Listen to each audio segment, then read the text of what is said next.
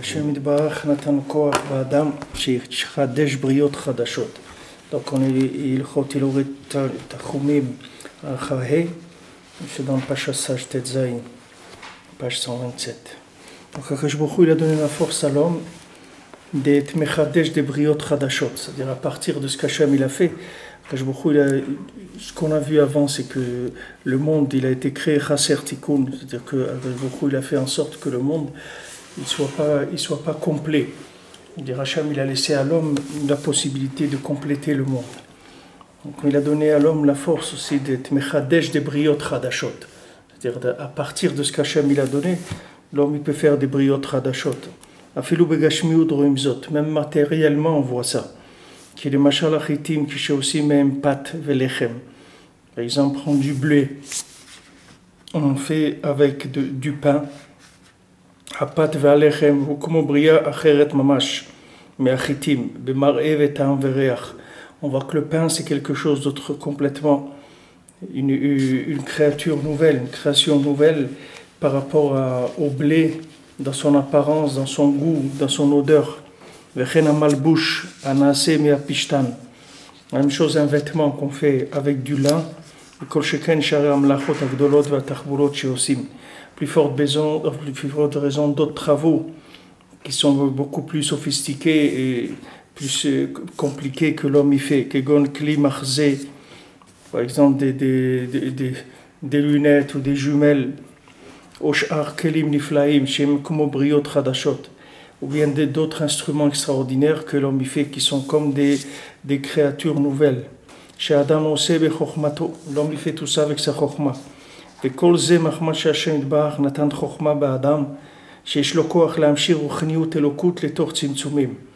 Tout ça, ça vient du fait qu'Akadosh Baruch Hu, il a donné de la chokhma à l'homme, que l'homme il est capable d'attirer de la ruchniut elokut, de la spiritualité divine, dans les tzimtzumim, c'est-à-dire dans les choses qui sont contractées. Shemisham haya kol habria. De là, c'est venu toute la bria.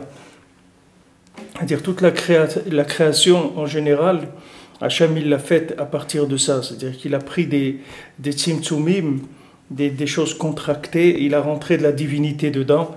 Et ça, c'est ça qui a fait apparaître toutes les choses qu'il y a dans le monde, que ce soit l'homme ou l'animal, ou le végétal ou le minéral, c'est toute la même chose à la base. C'est uniquement la élokut qui a été mise dans chaque chose qui a fait que ça c'est devenu ça, ça c'est devenu ça. C'est-à-dire que c'est la différence de l'aspect divin qu'il y a dedans. C'est ça qui donne une bria qui est différente. Tout ce qu'il y a de différent, c'est que la élokut qu'il y a dedans. La base c'est la même pour tout, c'est la même base. Seulement comme Hachem il a révélé la Elokut dedans, il a mis plus de divinité au moins, ou sans un angle ou sous un autre, c'est ça qui a donné cet aspect-là.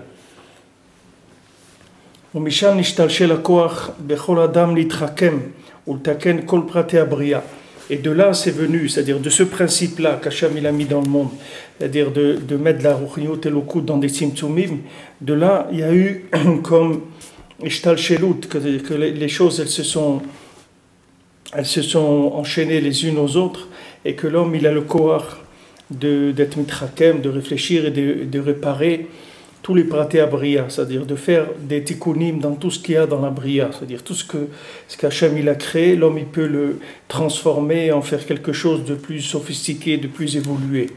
Ki kol abria kula ve kol amlachot kulam emprinat tzimtzumin shimshachim imprinat amsharad ruchniut elokut letzurat tzimtzumim. Parce que maintenant toute la bria entière et toutes les melachot, tous les travaux qui sont dans le monde, tout c'est des tzimtzumim. Tout ça c'est des contractions qui viennent de l'amshachat ruchniut elokut dans les tzimtzumim. Shakol talo be'adam agashmi daika, que tout dépend de l'homme gashmi. C'est-à-dire on voit aujourd'hui que on parle beaucoup de développement, c'est-à-dire des sociétés qui font du développement. Parce que l'homme il fait que du développement. C'est-à-dire que maintenant il y a quelque chose qui est apparemment fermé. On a quelqu'un avec la chokhma, il rentre dedans de la divinité et ça s'ouvre. C'est-à-dire ça donne une possibilité de devenir autre chose. Maintenant, ça reste, des fois, ça stagne des dizaines d'années. Après, quelqu'un vient et il ajoute de la chorma, la chose, elle s'ouvre encore plus. Et c'est comme ça, il y a des sociétés de développement, c'est-à-dire qui développent des principes qui sont déjà là. Mais ces principes-là, plus on va rentrer de la chorma dedans, qui vient de la Elokut, et plus la chose, elle va s'ouvrir, elle va se raffiner, elle va se sophistiquer, elle va servir normalement mieux à l'homme pour qu'il puisse servir Hachem mieux. C'est-à-dire tout c'est fait pour que l'homme il arrive à se rapprocher d'Hachem plus. Ça peut être utilisé pour d'autres choses, mais les khatrila, c'est pour ça que ça a été fait. C'est pour ça que les tzadikim, ils peuvent créer des mondes. Comme ils ont dit les Chamim dans le Zohar, ne dis pas mon peuple, mais Ami, c'est mon peuple, ne dis pas mon peuple, et la Imi, dit avec moi, c'est-à-dire Beshutfa, que maintenant ils sont associés à moi pour créer de la même manière que moi j'ai créé avec ma parole, alors eux aussi ils vont pouvoir créer des choses avec leur parole. Ma'ana Avdishmaya ve'ara bimluli, voilà, qu'est-ce que j'ai fait? Moi j'ai créé le ciel et la terre avec ma parole, alors eux aussi. ומי שזוכה לשום כל מחשבתו וחוכמתו ודעתו להמשיך רוחניות אלוקות לתוך צמצומים. Et non, tout celui qui met toute sa pensée et sa sagesse et sa conscience pour attirer de la divinité dans les contractions, Azaï behemet metaken kol abriya benakel bli amal veigia. Alors il peut réparer toute la bria facilement, sans fatigue, sans effort. Comme Hashem yitbarach be'atzmo kviechol bara kol abriya bli amal veigia. Comme Akadosh Baruch Hu, il a créé tout ce qu'il y a dans le monde sans aucune fatigue, sans aucun effort. Rak al-yedei amshachat ruchniut elokut betor tzimtzumim. Que en amenant de la divinité dans des situations, dans des objets qui sont contractés. De la même manière, l'homme il a la force de réparer le monde entier. Velivro briot mechadash, blo amal.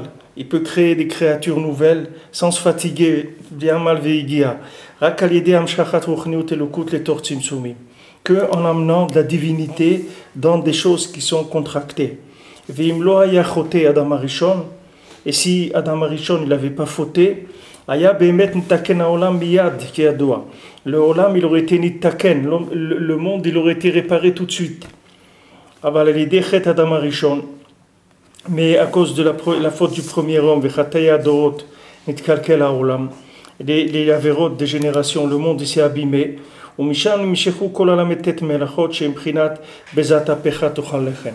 De là, c'est venu les 39 travaux l'a eu la Klala d'Adam Arishon, qu'Akadosh Baruch Hu lui a dit à la sueur de ton nez, tu vas manger du pain. Be'itzavon tochalena, dans la tristesse, tu vas la manger. Shenimshach Mechet Adam Arishon, tout ça, ça vient de la faute du premier homme. Parce que maintenant, les 39 travaux qui réparent toutes les choses, Achila ou Malbushim, Vedirot, que ce soit de la nourriture, des vêtements ou des maisons, Hem Kulam Prinat Tzimtzumim ki adoua. Toutes ces choses, ce sont des tzimtzumim, des contractions. Kol Melacha ou Prinat Tzimtzum. Chaque travail, c'est un tzimtzum, c'est une contraction.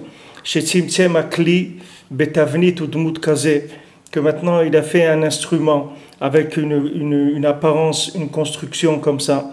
Kefiat Tzimtzum Hatzaich Leze Akli, comme la contraction qui a besoin pour cet instrument, ou Eze Davar, ou pour une chose. Vekol Elua Tzimtzumim Shachim Prinat Tzimtzumim Aelionim. Maintenant, toutes ces contractions-là, d'objets, d'outils qu'on utilise pour travailler, tout ça, ça vient des tzimtzumim elyonim, que grâce à ces tzimtzumim elyonim, on a même de la ruchniut elokut, de la spiritualité dans le monde. Donc maintenant, les 39 travaux, normalement, les 39 travaux, ça ne devait pas exister. C'est-à-dire que tout le niam des 39 travaux, ça a été la conséquence, les 39 travaux, ça a été la conséquence du chet d'Adam Arishon. C'est-à-dire que maintenant, comme Adam Arishon, à un moment, il a fait dominer la logique dans le monde.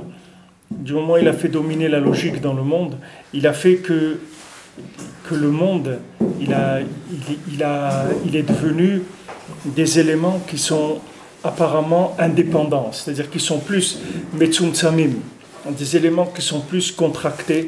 Qu'est-ce que ça veut dire qu'ils sont plus contractés? Ça veut dire qu'on a l'impression que ces éléments-là, ils s'assemblent de façon indépendante. C'est-à-dire quand quelqu'un, par exemple, il va prendre du bois, à partir du bois, il va faire une table.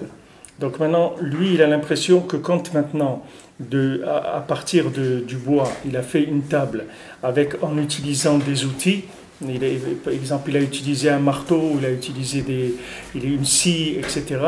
Ces outils-là, ces outils-là, si Adam Arishon il n'avait pas fauté, ces outils-là, ils n'auraient pas existé comme ils sont. C'est-à-dire qu'avec la marchava de l'homme, il aurait fait que l'arbre soit devenu une table. Il n'aurait pas eu besoin que l'outil devienne un outil matériel comme on le voit aujourd'hui. C'est-à-dire qu'aujourd'hui, le fait que maintenant l'outil c'est un outil, et que cet outil-là, quand on coupe le bois, on voit que le bois il se coupe avec cette scie, et que maintenant on l'assemble avec de la colle, on le visse, etc. Toutes ces mélachot qu'on fait, ces mélachot-là, c'est uniquement parce que Adam Arishon, il a fait une division entre la compréhension de l'homme et la émouna, et le vécu. Si Adam Arishon il était resté dans la émouna, qu'il n'avait pas fauté, tous ces outils-là, ils n'auraient pas existé. C'est-à-dire les choses, elles se seraient faites par la marchava uniquement. C'est-à-dire que quand l'homme, il aurait pensé à quelque chose, il aurait transformé la matière par rapport à ce qu'il avait besoin. Parce qu'il aurait fait descendre de la divinité dans la matière et il l'aurait orienté, il l'aurait réglé par rapport à ce qu'il a besoin. Et alors l'objet serait transformé selon ce que lui il a besoin. Il n'aurait pas eu besoin de tous ces outils-là. Ces outils-là, c'est une astara, c'est-à-dire c'est quand la lumière d'Hachem, elle s'est cachée, elle s'est contractée encore plus que ce qu'elle était avant la faute d'Adam Arishon. Déjà, Akadosh Baruch Hu, il a contracté sa lumière pour pouvoir faire que le monde existe. Mais Akadosh Baruch Hu, il n'a pas fait... Quand Hachem il a créé l'homme ou les animaux ou les plantes, Hachem il n'a pas utilisé des outils. Hachem il a utilisé que la parole, c'est tout. Il a dit c'est tout. Il a dit que soit ça. Et cette chose elle est devenue. Maintenant l'homme c'est la même chose. Il était conçu pour la même chose. C'est-à-dire que maintenant il y a une chokhma, que cette chokhma divine elle rentre dans le tzimtzum qui s'appelle le bois ou l'eau ou ce qu'on veut. Et ça devient ce que j'ai besoin. C'est-à-dire que de la même manière que maintenant un artisan qu'on appelle un ouman, on l'appelle ouman parce que la oumanout ça vient de la émouna, mais l'artisan lui, au lieu d'utiliser la scie, le tournevis, les trucs, etc., il aurait utilisé sa chokhma et le dibour, c'est tout. Il aurait utilisé la chokhma pour concevoir ce qu'il voulait, ce qu'il avait besoin, et le dibour pour créer la chose, c'est tout. La chose, elle serait devenue. Bémet, c'est la même chose. C'est pas différent. Seulement, c'est plus metzumtzam, c'est tout. C'est-à-dire, une fois qu'Adam Arishon, il a fauté, la chose, elle s'est contractée plus. Qu'au lieu de passer de marchava dibour et que la chose, elle existe, alors on est passé par des outils. C'est-à-dire, on est passé par des intermédiaires de transformation. Maintenant, à travers ces intermédiaires de transformation, on va remonter et on va récupérer les éléments de Emouna qui sont tombés dans le monde. C'est pour ça qu'un Ouman, il fait la Oumanout, parce qu'avec sa Oumanout, un artisan, c'est le Maasé, un artisan de la Emouna. C'est-à-dire quand il fait un objet, les Maasé, il récupère les éléments d'Emouna qu'il y a dans le monde et il les ramène à leur origine, si bien sûr c'est fait selon la halakha. Dans chaque chose qui dans le monde, elle est venue comme ça. C'est-à-dire elle a été créée à la base comme ça. Et du fait que Adam Arishon, il a fauté. Alors il a fait que les kelim, ils sont devenus plus gashmim. Maintenant, au moment de Matan Torah, par exemple, on a eu le même problème. Hachem, il a donné la Torah. Et après la Torah, après le Matan Torah, on a fait le veau d'or. Maintenant, normalement, c'était pas logique qu'après Matan Torah, on fasse le veau d'or, puisque maintenant, la Torah, c'est la chose la plus merveilleuse qui est dans le monde. Akadosh Baruch Hu, il a fait un cadeau, il a fait descendre la Torah, il a donné au Ham Israël avec tous les nissim qu'il y avait eu, tout, à chaque fois que Hachem disait un dibour, alors les Bnei Israël ils mouraient, après Hachem il est ressuscité, et comme il y avait des miracles extraordinaires, c'était quelque chose de niflamé. On voit qu'après ils ont fait le veau d'or. Ils ont fait Avodah Zarah. Alors Akadosh Baruch Hu s'est dit, bon, il n'y a pas assez, il n'y a pas assez de contraction. C'est pour ça qu'ils sont en train de fauter. Donc maintenant, qu'est-ce que je vais faire? Je vais faire le Mishkan. Il a dit à Moshe Rabbeinu, on va faire un Mishkan. C'est-à-dire maintenant, puisque ça ne suffit pas, que je leur ai donné la Torah comme ça, avec tous ces miracles, maintenant je vais faire une maison. Et de cette maison, je vais résider parmi eux. Et quand maintenant ils vont voir que j'habite parmi eux, avec ça, ça va leur permettre de rester connectés à la Emouna. Mais la Emouna, comme ça, à partir de Matan Torah, ils sont pas capables. Il n'y a que les tzadikim, que les léviim, les tzadikim, qu'eux, ils peuvent concevoir Hachem avec Matan Torah. Maintenant, le Ham lui-même, il a besoin de quelque chose de plus metzumtzam. Donc Akash Baruch Hu lui-même, il est descendu plus vers le Ham Israël. Il a dit, bon, on va faire le Mishkan. Ça ne marche pas comme ça. Matan Torah comme ça ne marche pas. On va passer par le Mishkan. Et ça, ce principe, il est valable pour tout le monde. Tout le monde voit la Torah, c'est beau, etc. Tout le monde a envie d'apprendre la Torah, de connaître la Torah, de voir les merveilles de la Torah, etc. Mais chacun, il doit passer d'abord par le Mishkan, c'est-à-dire il doit travailler dans les 39 Melachot, qui sont les Melachot en Mishkan. Et là-bas, il va se connecter avec la divinité. Maintenant, si quelqu'un il veut connaître Hachem sans passer par les 39 travaux, il a peu de chances dans sa vie de réussir une connexion avec Hachem, à moins que ce soit un Gaon Olam, quelqu'un qui est vraiment, comme on dit, Torato Umanuto, c'est-à-dire que c'est un Uman de la Torah, il n'a pas besoin de passer par le Mishkan. C'est-à-dire que c'est quelqu'un qui peut être connecté à Hachem comme Matan Torah, il n'a pas besoin de passer par le Mishkan. Mais pour 99% des gens, ils ont besoin de passer par le Mishkan. Pour nous, le Mishkan, ça veut dire travailler, avoir un travail, travailler 7-8 heures par jour. C'est notre Mishkan. Et à travers ça, on va se connecter à Hachem. Parce que de la même manière que quelqu'un, il ne peut pas faire d'un arbre, il ne peut pas faire une table, s'il n'a pas une scie, un tournevis et des vis et de la colle, etc. De la même manière, quelqu'un, il ne va pas faire descendre Hachem dans sa vie s'il ne passe pas par le Mishkan. Ce ne sera pas possible, parce qu'il n'est pas au niveau de réparation, il peut avoir un contact avec Hachem de façon tellement révélée. Il a besoin de plus de contraction, plus de tzimtzumim. Les tzimtzumim, c'est les outils de la connexion avec Hachem. Les gens y croient parce qu'ils vont aller travailler, alors ça y est, ils ont été travaillés, ça y est, ils sont détachés d'Hachem parce qu'ils ont été travaillés. Mais c'est le contraire, c'est avec le travail qu'il va se connecter à Kadosh Baruch Hu. C'est pas avec sa Torah et sa Tfila. C'est quand il va aller travailler qu'il va trouver Akadosh Baruch Hu. Parce que quand il va travailler, c'est une situation metzum tzemet. C'est une situation qui est contractée, dans laquelle il peut arriver à comprendre qu'il y a Hachem. Il va voir des manifestations de l'Ashgacha, il va voir une présence divine dans son travail, que ça va être beaucoup plus difficile pour lui de le voir dans un texte de Torah que de le voir dans le travail. Parce que dans le travail, c'est quelque chose qui est contracté pour lui. Donc c'est quelque chose qu'il maîtrise, quelque chose qu'il connaît. Il a les outils pour comprendre ça. Et donc quand il rentre dans ce Mishkan-là, il peut trouver Akadosh Baruch Hu. Alors que normalement, si on voyait les choses comme d'une façon superficielle, alors on peut dire qu'après Matan Torah, comment ça se fait qu'Akadosh Baruch Hu il a donné le Mishkan? Normalement, il aurait dû dire bon, vous voulez pas, vous voulez pas la Torah, voilà, je vous ai donné la Torah, vous avez laissé la Torah pour aller dans les Tavot du Olam Hazé. C'est-à-dire même que je vous ai donné la Torah, vous n'avez pas pu lâcher les plaisirs de ce monde, donc ça y est, on laisse tomber, c'est tout.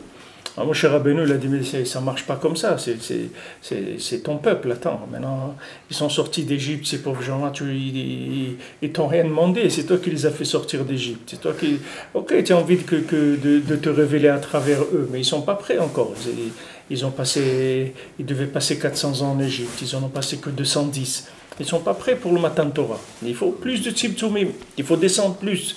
Alors Hachem, il a dit, bon d'accord, on va faire le Mishkan. Faire une maison, je vais résider. Alors maintenant, d'où on apprend la Metet Melachot, on les apprend du Mishkan.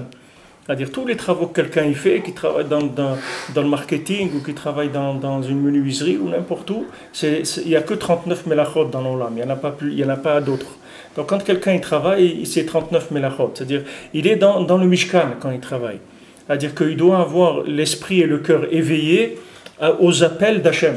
Parce qu'Hachem, il va se manifester à lui dans son travail. Comme c'est écrit en Israël, du travail, ils ont crié vers Hachem de leur travail, de là où ils étaient. Pourquoi? Parce que dans leur travail, ils voyaient Hachem.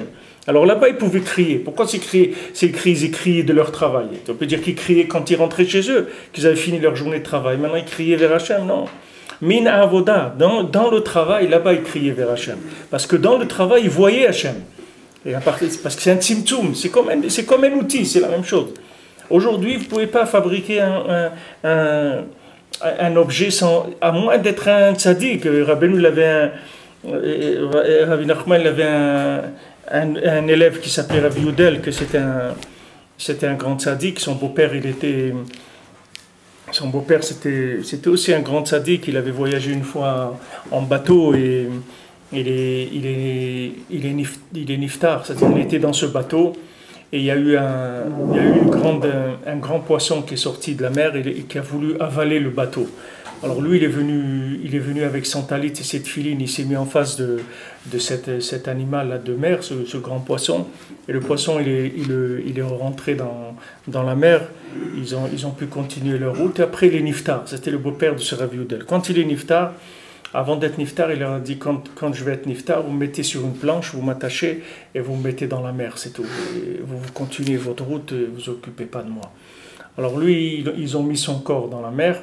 Et son corps, il a été vers une ville. Et dans cette ville-là, il y avait un chacham qui a laissé comme dans son testament, il a dit, un jour, il y a un tzaddik, vous allez voir, il va arriver sur une planche par la mer, avec une nuée de feu sur lui. Quand vous verrez ça, vous l'enterrez à côté de moi.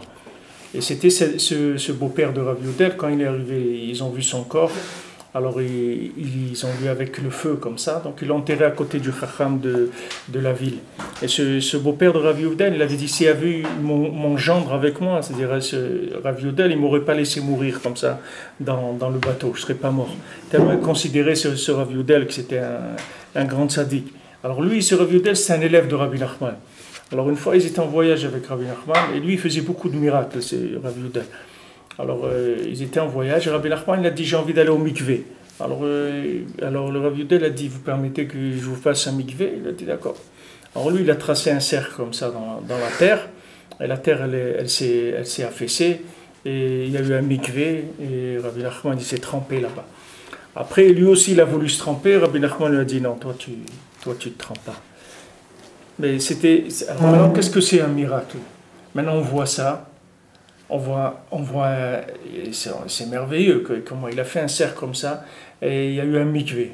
Maintenant, prenez quelqu'un qui fabrique un mikvé. C'est exactement la même chose, mais seulement il y a plus d'étapes, c'est tout.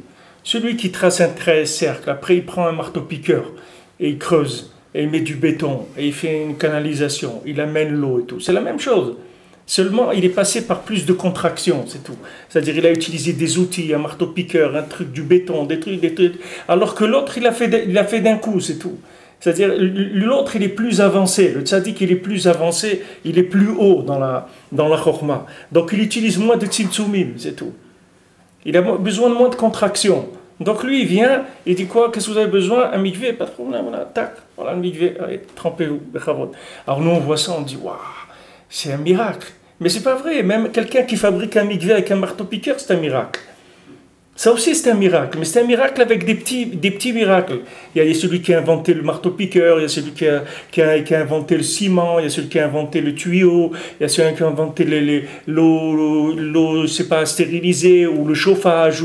Tout ça, c'est des petits miracles. Maintenant, vous les assemblez tous et vous habituez qu'il y a ça tous les jours. Vous croyez que c'est comme ça que ça marche. Mais c'est la même chose que celui qui fait avec sa main comme ça et qui a un mikvé, c'est la même chose. Seulement, lui, il a brûlé des étapes parce qu'il n'a pas besoin de tout ça. Il se trouve dans un niveau de réparation qui est plus proche avant le chet d'Adam Arishon.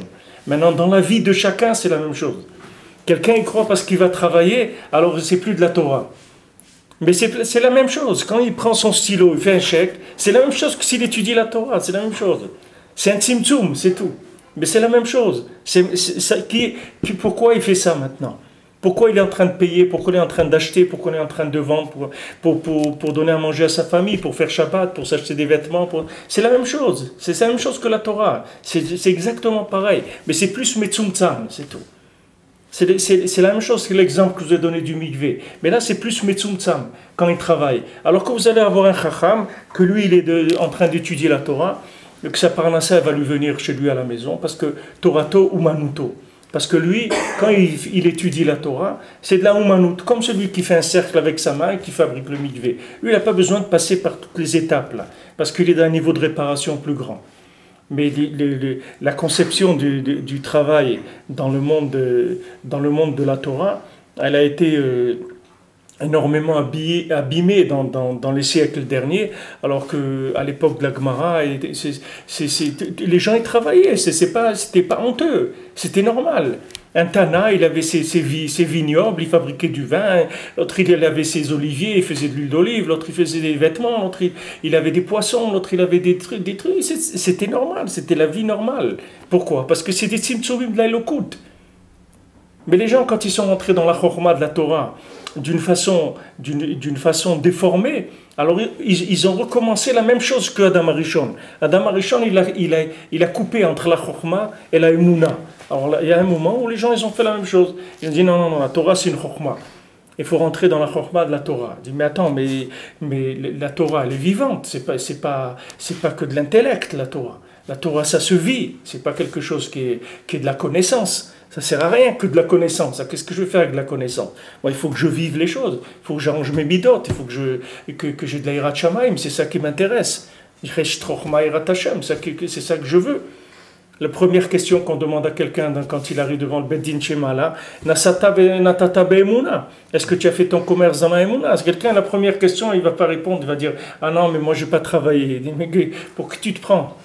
Qu'est-ce que ça veut dire que tu n'as pas travaillé? Qu'est-ce que tu as fait alors? Il a dit, alors si tu n'as pas travaillé, ça veut dire Torato et Manuto. Alors on va voir. Tu étais comme Rabbi Shimon Bar Yochai. Viens, qu'est-ce que tu as écrit? Qu'est-ce que tu as fait dans l'âme Israël? Montre-nous qu'est-ce que tu as fait dans l'âme Israël. Tu as fabriqué des outils de Torah, des outils d'éducation, des outils de Shalom Bayit, des outils de Tahara. Qu'est-ce que tu as fait dans l'âme Israël avec ta Umanut de la Torah? Montre-nous ce que tu as fait. Les Chachamim qui sont des grands Chachamim, vous avez ici Rav Eliashiv qui habitait ici à Shalom, c'est des Chachamim, ils ont fait quelque chose dans l'âme Israël. Ils ont été Metaken Galachot, ils ont fait des choses qui ont aidé le Ham Israël à être mis couchard avec Akadosh Baruch Hu. Maintenant, combien de gens ils sont capables de faire ça? Il y a très peu de gens qui sont. C'est des élites, c'est des gens spéciaux. Mais la plupart des gens, ils ont besoin de la scie et des trucs. Ils ne peuvent pas faire comme ça. Ils peuvent faire comme ça tant qu'ils veulent. Ça ne va jamais devenir un mikvé. Il va jouer, c'est tout. Mais un mikvé, ça ne va jamais devenir. Il a besoin, lui, de prendre le marteau-piqueur, de creuser, d'enlever la terre, etc. Et c'est la même chose. Mais ça, c'est un miracle qui est fait en morceaux. Au lieu qu'il soit fait d'un coup, il est fait en petits morceaux. Mais les gens, ils pensent que non. Puisqu'il utilise le marteau-piqueur, c'est plus un miracle. C'est pas vrai. Quelqu'un, il va travailler. Si maintenant il va travailler avec des kavanotes que Béhémet, il travaille pour se rapprocher d'Hachem, pour avoir une parnassa kshera, pour que son manger qu'il vienne avec de l'argent kasher et qu'il donne à manger à ses familles, du manger kasher. Kasher, la neshama, du manger kasher. Pas le hercher, ce qui est le tampon sur la boîte. Que l'argent, non, il est kasher. Ah ben ça s'appelle un Mishkan, il est en train de révéler Hachem dans le monde. Maintenant, il va révéler Hachem un petit peu. Et quand il arrivera à la Madriga, lui aussi, de faire un cercle avec sa main, de faire un mikvé, il n'y a aucun problème. Hachem, il demande que ça, que Kulanu Chachamim, Hachem, il demande que ça, que des Chachamim et des gens qui soient capables d'enseigner de la Torah au monde. Comme quelqu'un il nous a raconté la semaine dernière. En fin de compte, on a fait court la semaine dernière, parce que je suis venu... Non, je suis venu ici, et ils sont arrivés de Ashdod et tout, je pouvais pas les laisser. Bon, mais ils ont commencé un petit peu tard. On a parlé, on n'a pas fait vraiment dans le texte, on n'a pas avancé. Mais pourquoi je vous dis ça? Parce que lui, il y avait un là-bas qui était en Afrique, et il dit, il y a quelqu'un en Afrique qui lui a demandé pourquoi vous, le Ham Israël, vous nous enseignez pas? Vous êtes le peuple élu d'Hachem. Hachem, il vous a donné la Torah et tout. Pourquoi vous ne nous enseignez pas à nous? Pourquoi vous nous laissez comme ça? Enseignez-nous la Torah. Alors je lui dis, qu'est-ce que tu lui as répondu? Il m'a dit, ouais. Et comme je lui dis, non, c'est pas, tu sais qu'est-ce que tu dois lui répondre? Tu dis, occupe-toi, toi, de ma parnassa, et moi je vais t'enseigner la Torah. Si tu t'occupes de ma parnassa, il n'y a aucun problème. Mais moi je ne peux pas tout faire. Puisque maintenant tu me dis ça, tu me dis que je suis le peuple élu et que je peux t'enseigner. Si tu veux que je sois un enseignant, il faut que tu me libères. Libère-moi des tâches que je suis en train de faire. Et tu vas voir que je vais t'enseigner la Torah, il n'y a pas de problème. Du moment où maintenant, si Esav reconnaît Yaakov, il n'a pas de problème. Yaakov, il va évoluer dans la Torah, il va enseigner la Torah à toute l'humanité. Mais il y a un équilibre qui doit se faire. D'un côté, Yaakov, il doit croire en lui et il doit aller chercher Hachem, même dans son travail. Il doit être mamine que là-bas il y a Hachem. Et quand à chaque fois qu'il va récupérer un petit peu de divinité dans son travail, Esav, il va venir vers Yaakov. Petit à petit, Esav, il va venir vers Yaakov jusqu'à qu'il arrive à reconnaître Yaakov et à travailler pour lui, Mamash, et le libérer complètement. Mais l'Artona, c'est allé des Acherim, qu'il arrive à ça. Mais le même système qu'il y a eu dans la Bria, il se fait pour chaque individu. C'est la même chose. Plus un Ben Adam, il est déconnecté de la Emouna, et il est dans l'intellect, et plus il va avoir besoin d'outils, d'étapes pour arriver à ce qu'il doit faire. Au lieu de passer par 2 étapes ou 3, il va en avoir besoin de 10, parce qu'il a besoin de plus contracter, c'est-à-dire de plus diluer la chose, de la faire en plusieurs étapes. Plus l'homme il va être loin de la Emouna, et plus il va augmenter les étapes à faire. Pourquoi? Pour récupérer la Emouna. Pour revenir au résultat que quelqu'un il va avoir rapidement. Quelqu'un il peut faire rapidement en 2-3 étapes, un autre il va devoir 6 étapes, un autre 10 étapes, un autre 20 étapes, pour la même chose. Regardez la parnassa, c'est la même chose. Il y a en 2 étapes, il a sa parnassa. Il lui faut 5 étapes pour la parnassa. Il lui faut 10 étapes pour la parnassa. Et c'est la même chose. C'est-à-dire le résultat c'est le même. Seulement chacun, selon l'aïmouna, il a besoin de plus de tzimtzumim, plus d'outils. Mais vous voyez que le monde il évolue, parce qu'avant ça n'existait pas une scie, ça n'existait pas. Comment ils faisaient? Quand ils ont découvert déjà la lame, c'est déjà quelque chose d'énorme pour faire des haches pour couper le bois. Après c'est devenu des scies, après c'est devenu du laser, Maintenant ils font les imprimantes 3D, c'est-à-dire que la personne elle dessine,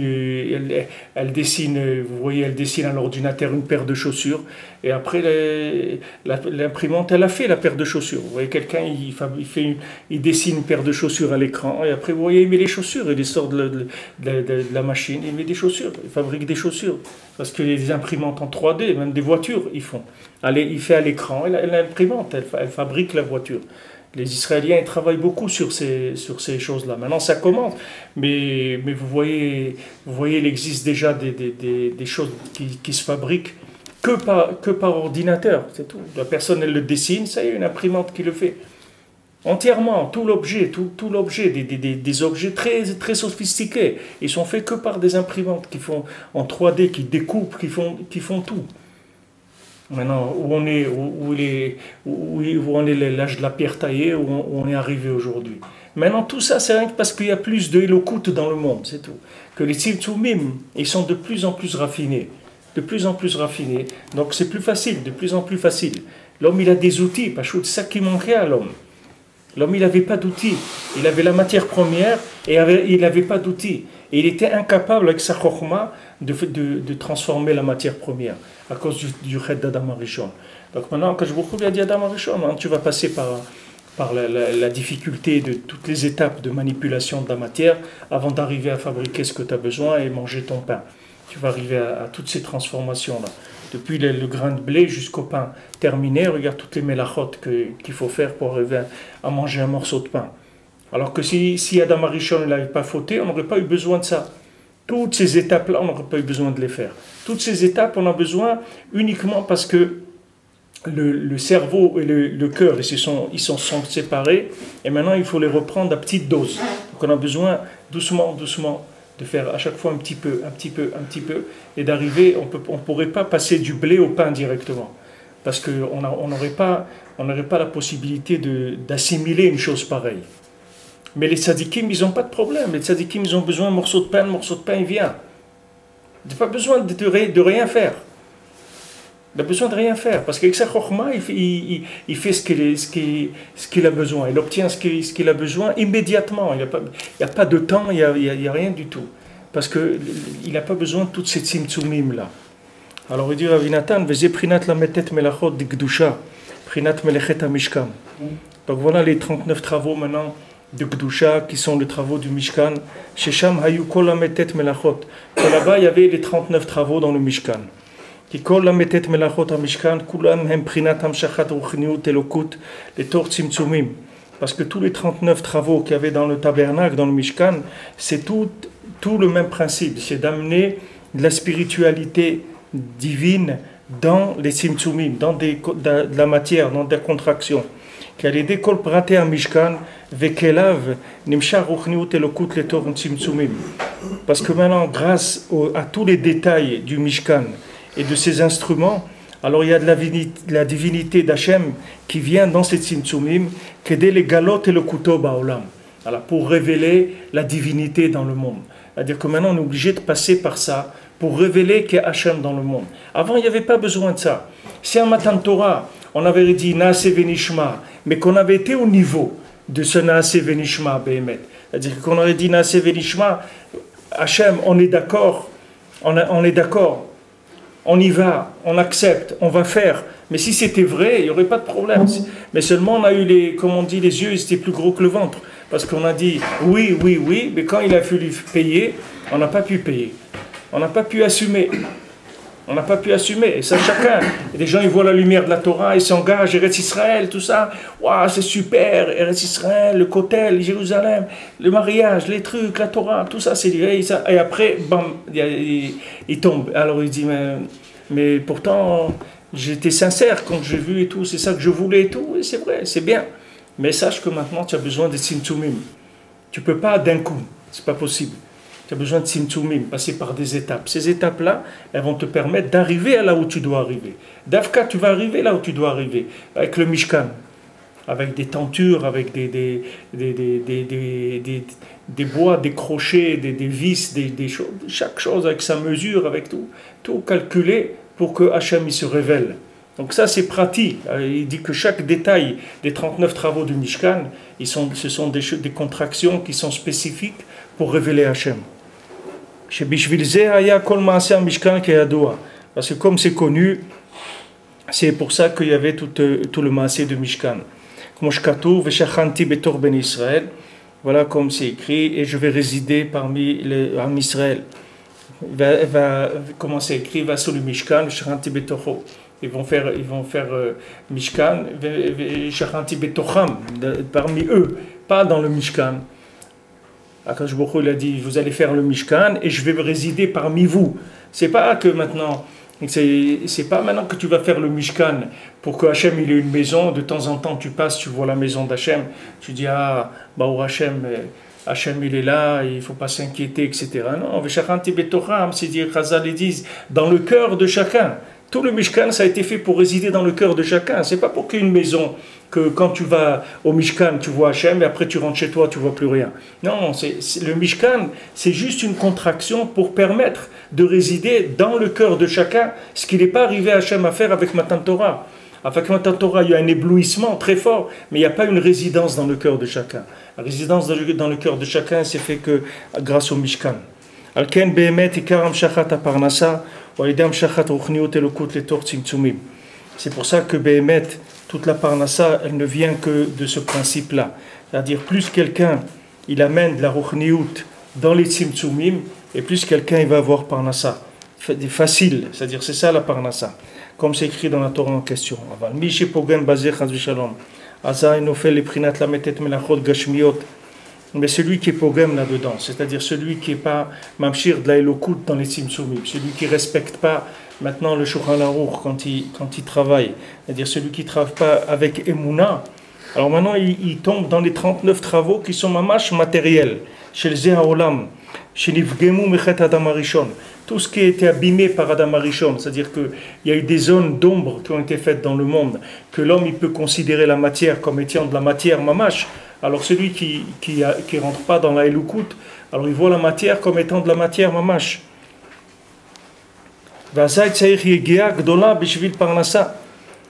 Et il a besoin maintenant de se fatiguer beaucoup pour la parnassa avec kulehai et oulai. Et avec tout ça, et peut-être qu'il va avoir parnassa. Même avec tout ce qui se fatigue, c'est pas sûr qu'il va avoir la parnassa. Pourquoi?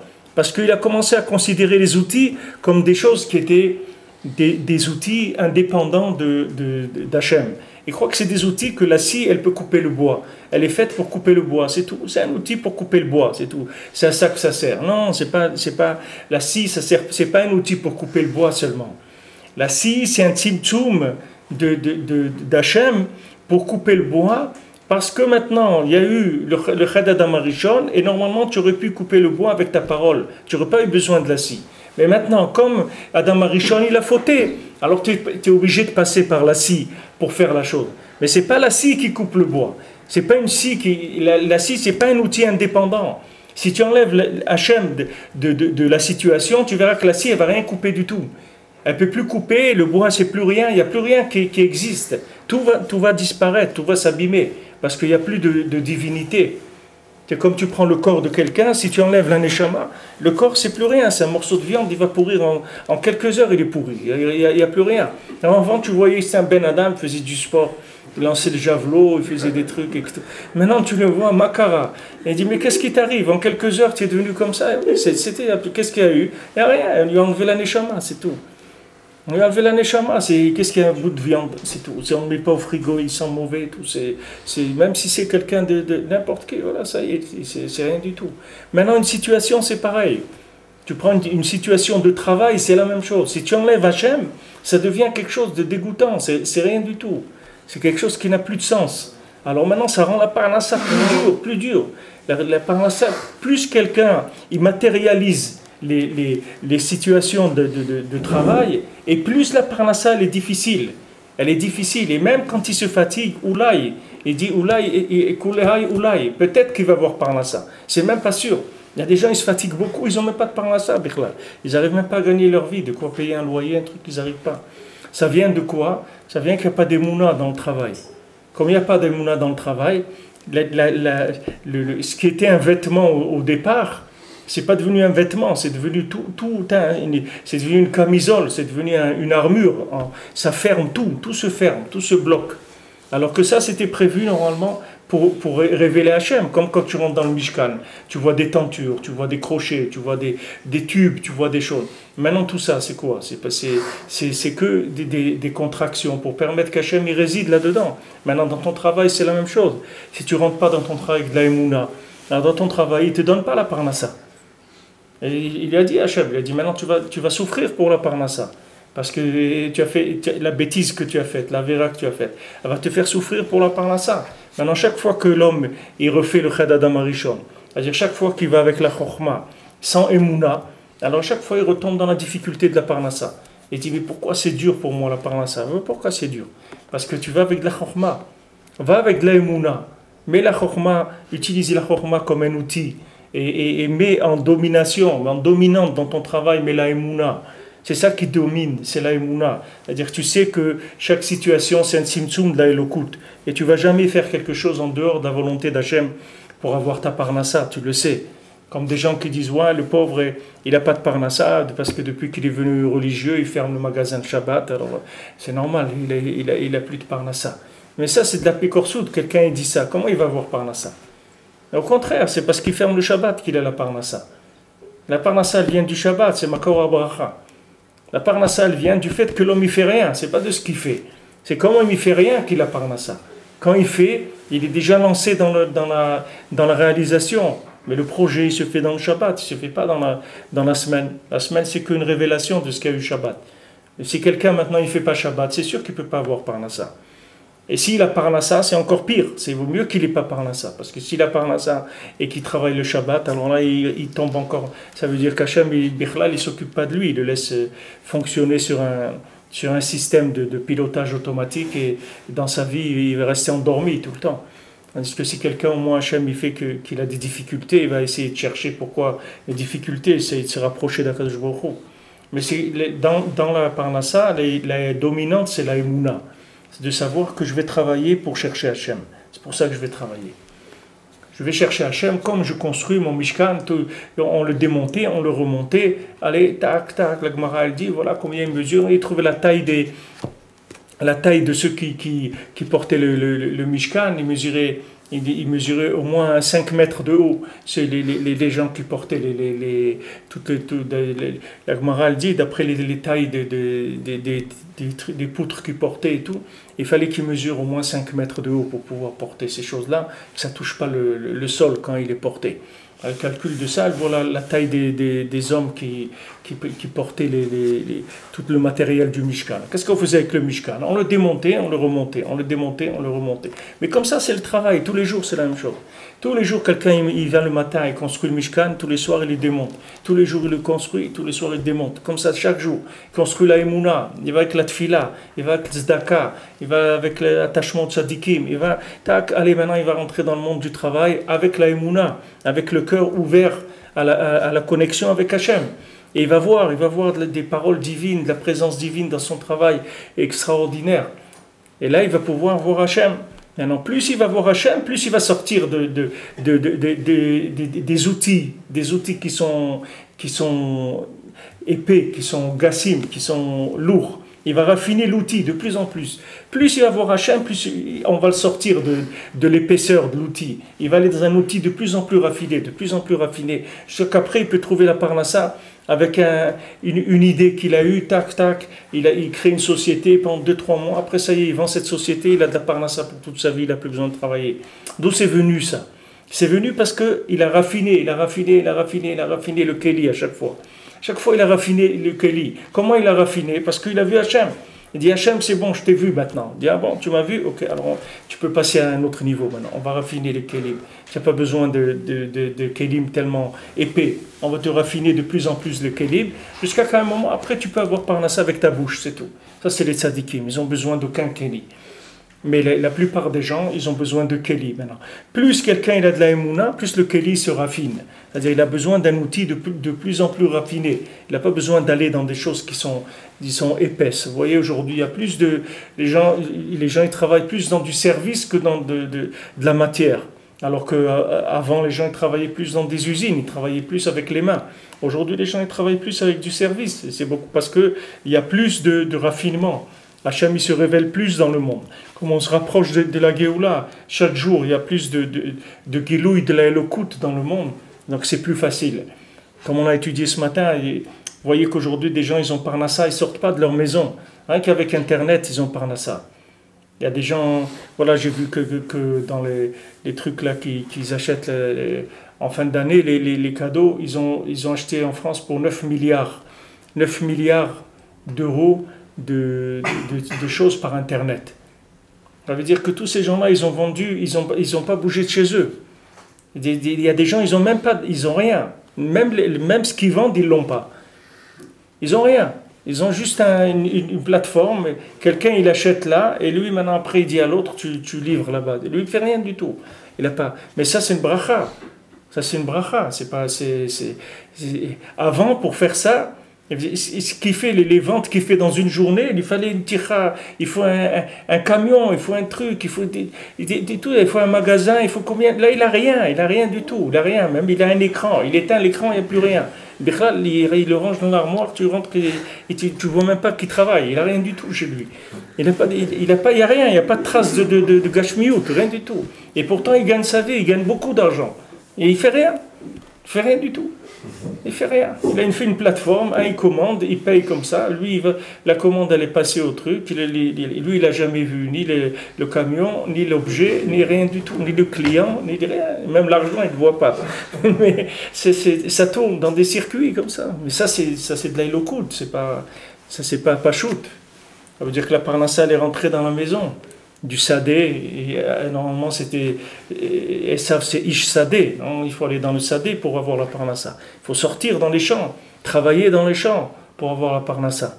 C'est comme ça qu'on avait le pain. Allez, tu vas labourer et les trucs et tu vas semer. C'est comme ça que tu as la parnassa. Aujourd'hui, voilà, quelqu'un est chez lui, il a un écran comme ça, il travaille. Parnassa. Ça c'est quoi? C'est le Gilou de la Elokut. C'est parce qu'il y a plus de révélations d'Hachem dans le monde.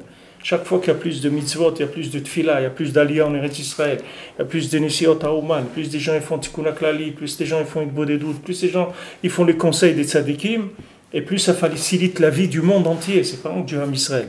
Le monde entier, ça facilite la vie. C'est-à-dire on sort de la klala d'Adam Arishon. Rak nofel lametet melachot gashmiot, shesham achizat alametet klalot chas v'shalom. Alors si maintenant quelqu'un ne cherche pas la Elokut dans son travail, alors il tombe dans les 39 travaux, qui sont là où il y a les 39 malédictions, chas v'shalom, chez Misham kol ha'aniyut v'kol ha'chesoron ha'parnasa. Que de là-bas, il y a toute la haniyut et tout le manque de parnasa. V'azai hu me'efech el efech. Et à ce moment-là, ça devient le contraire. Car les amshachat ruchniut elokut les tortim sumim, zochim le parnasa kazot, she'adam etzartzechim aneshama. Maintenant, quand quelqu'un il est zoché de parnasa qu'il a amené avec de la présence divine dans les contractions de la matière, ça nettoie la neshama, ça fait briller l'âme de la personne. Maintenant, qu'est-ce qu'il fait quand quelqu'un il a parnassa avec Emouna, quand il mange maintenant son pain, ce pain-là, au lieu que ce pain-là, il le fait tomber, qu'il devienne animal parce qu'il a mangé, il a rentré de la matière dans son corps, au lieu que la matière elle alourdisse son corps, au contraire, la matière elle va faire briller plus sa neshama. Parce que ce n'est pas une matière qui est une matière qu'avec l'emballage de la matière. C'est une matière avec de la présence divine dedans. Parce que lui, il a travaillé avec de la émouna. Donc maintenant, dans son pain, il y a la présence d'Hachem. Donc quand il mange, il fait briller sa neshama. C'est-à-dire sa neshama, elle va avoir plus de force. Il va donner plus de brillance à neshama. Et sa neshama, elle va pouvoir plus l'influencer, plus lui donner de force pour prier, pour étudier, pour aimer la Torah, pour aimer les mitzvot, pour aimer le Ham Israël, pour aimer Eretz Israël. Tout ça, ça vient d'où? Ça vient que la neshama, elle donne plus de lumière. Plus la neshama, elle donne de lumière, plus ça devient facile. La Torah, elle devient facile. C'est pas que c'est dur pour lui la halakha, chaque chose qu'il fait, c'est lourd, c'est des contraintes, etc. C'est des contraintes parce que c'est de la matière morte pour lui les mitzvot. Il n'y a pas de vitalité dedans. S'il y a de la vitalité dans les mitzvot, il n'y a pas les mitzvot, il n'y a rien de lourd, il n'y a rien de dur dans les mitzvot. C'est que de la simcha les mitzvot. Mais quand quelqu'un il a dévitalisé, c'est la mitzvah, c'est comme quelqu'un il a une dent, elle est dévitalisée. Dès qu'elle prend un coup, elle se casse tout de suite parce qu'il n'y a pas de vie dedans. Il n'y a plus de racines, il n'y a plus de présence de vie dedans. Maintenant, quelqu'un, il n'a pas de émouna. Il fait les mitzvot comme ça. Et ces mitzvot, elles sont lourdes. C'est très lourd pour lui. C'est des mitzvot comme s'il était à Matan Torah, mais sans voir les miracles, sans rien du tout. C'est que des obligations. La Torah, c'est pas que des obligations. La Torah, c'est de la simcha, c'est de la vie. Mais lui, il ne peut pas goûter ça. Parce que pour goûter ça, il faut travailler dans l'émouna. Il faut travailler avec Emouna, tu manges du pain dans lequel il y a une présence divine. Et cette présence divine, elle va faire briller ton âme. Et ton âme, elle va chasser petit à petit toutes les impuretés qui ont pu se coller sur ton nefesh, sur tous les autres éléments spirituels qu'il y a dans l'homme. À ce moment-là, les ochés des etzot hamukot, shemehem gdela Emouna. Donc maintenant, il va trouver des conseils pour faire grandir sa Emouna. Il va arriver à des conseils plus profonds. Comment faire grandir la Emouna? Un conseil, c'est quoi? Quand quelqu'un te donne un conseil, un conseil, c'est puissant. Tu te trouves dans une situation, tu ne sais pas quoi faire. Maintenant, quelqu'un il te dit, voilà, fais comme ça. Maintenant, tu fais ça et tu réussis à sortir du problème, à résoudre le problème. Mais ça, c'est quoi? C'est de la neshama par rapport à là où tu te trouves. Toi, tu te trouves dans une situation, tu es bloqué, tu ne sais pas quoi faire. Je ne sais pas comment tu vas faire. Quelqu'un, il monte en Eretz, il ne monte pas en Eretz. Quelqu'un te demande, voilà ma situation, je dois monter, je ne dois pas monter. Je dois prendre ce travail, je ne dois pas prendre. Je dois me marier avec cette fille ou pas. Je dois habiter là-bas ou pas. Comment je dois faire avec ma femme. Maintenant, la personne, elle est bloquée. Quand elle demande un conseil, elle demande une lumière de Neshama qui vient et qui lui résout son problème. Maintenant, l'homme lui-même, il peut produire ses propres conseils et il peut avancer dans la vie uniquement avec sa parnassa. S'il travaille avec Emouna, alors son pain, il est chargé en divinité. Et quand il mange son pain, il augmente la lumière de sa neshama, et sa neshama lui envoie des conseils dans tout ce qu'il a besoin de faire dans sa vie. Il est toujours bien conseillé. De par lui-même, il est conseillé.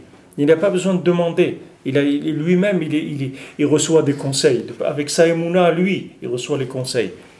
Il ne faut pas se tromper là-dessus. Il ne faut pas croire qu'on est arrivé. Si quelqu'un n'est pas arrivé, il ne faut pas qu'il s'écoute trop, il peut faire des bêtises.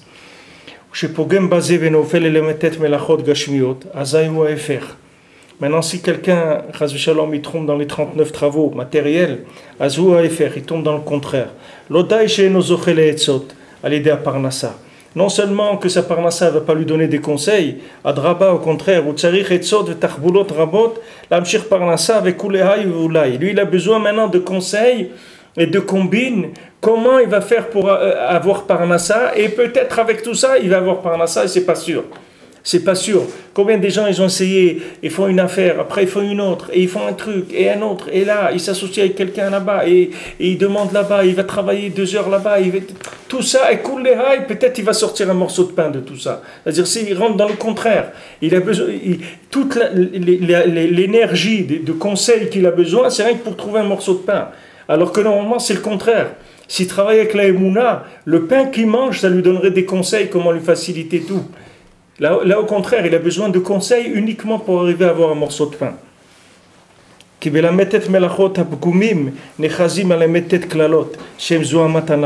maintenant, quand quelqu'un il fait les 39 travaux bgoumim, c'est-à-dire quand quelqu'un il travaille, il fait les 39 travaux sans Emouna, alors là-bas il y a l'emprise du serpent, il y a l'emprise du poison du serpent.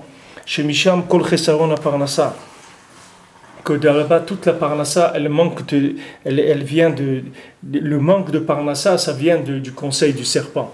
Chaque fois qu'il y a une augmentation de la logique dans l'homme, l'augmentation de l'intellect, c'est ça qui l'amène, qui lui fait perdre sa parnassa. Plus quelqu'un, il a une grosse tête, et moins il va avoir de parnassa. Et plus ça va être dur, sa parnassa. Plus quelqu'un, il est connecté avec Hachem, et plus sa parnassa, elle est facile. Plus il a son cœur connecté avec Hachem, et il utilise son cerveau uniquement pour résoudre les problèmes techniques du travail, et pas pour croire que c'est son cerveau qui trouve les moyens de trouver la parnassa. Et plus quelqu'un, il a parnassa facile. Et de là-bas, viennent tous les galouyot, et kol atiltulim. Que maintenant, à chaque fois que quelqu'un est en galout ou quelqu'un doit voyager pour la parnassa, c'est parce que maintenant il y a eu des manques de Emouna. Alors quand il y a un manque de Emouna, alors la personne elle doit voyager parce qu'elle va aller chercher des éléments qui sont des éléments de la Emouna qui se trouvent de plus en plus loin. Ils se sont éloignés, comme les outils. Que quelqu'un maintenant il a besoin de plus en plus d'outils, de plus en plus d'étapes pour faire son travail. Alors qu'avant, il avait besoin de 2-3 étapes, maintenant il a besoin de 10 étapes, de 15 étapes pour avoir sa parnassa. Alors aussi, dans la distance, c'est pareil. Quelqu'un peut avoir parnassa dans sa maison mamash, quelqu'un peut avoir parnassa dans son quartier, quelqu'un peut avoir parnassa dans sa ville, quelqu'un peut avoir parnassa dans une autre ville, quelqu'un peut avoir parnassa dans un autre pays, bichlal. Comme des gens, ils habitent en Israël, ils ont la parnassa en France, il faut qu'il aille. Il faut toutes les semaines, toutes les 2 semaines, toutes les 3 semaines pour emmener la parnassa. Pourquoi? Parce que ces halakim de la Emouna, ils sont là-bas.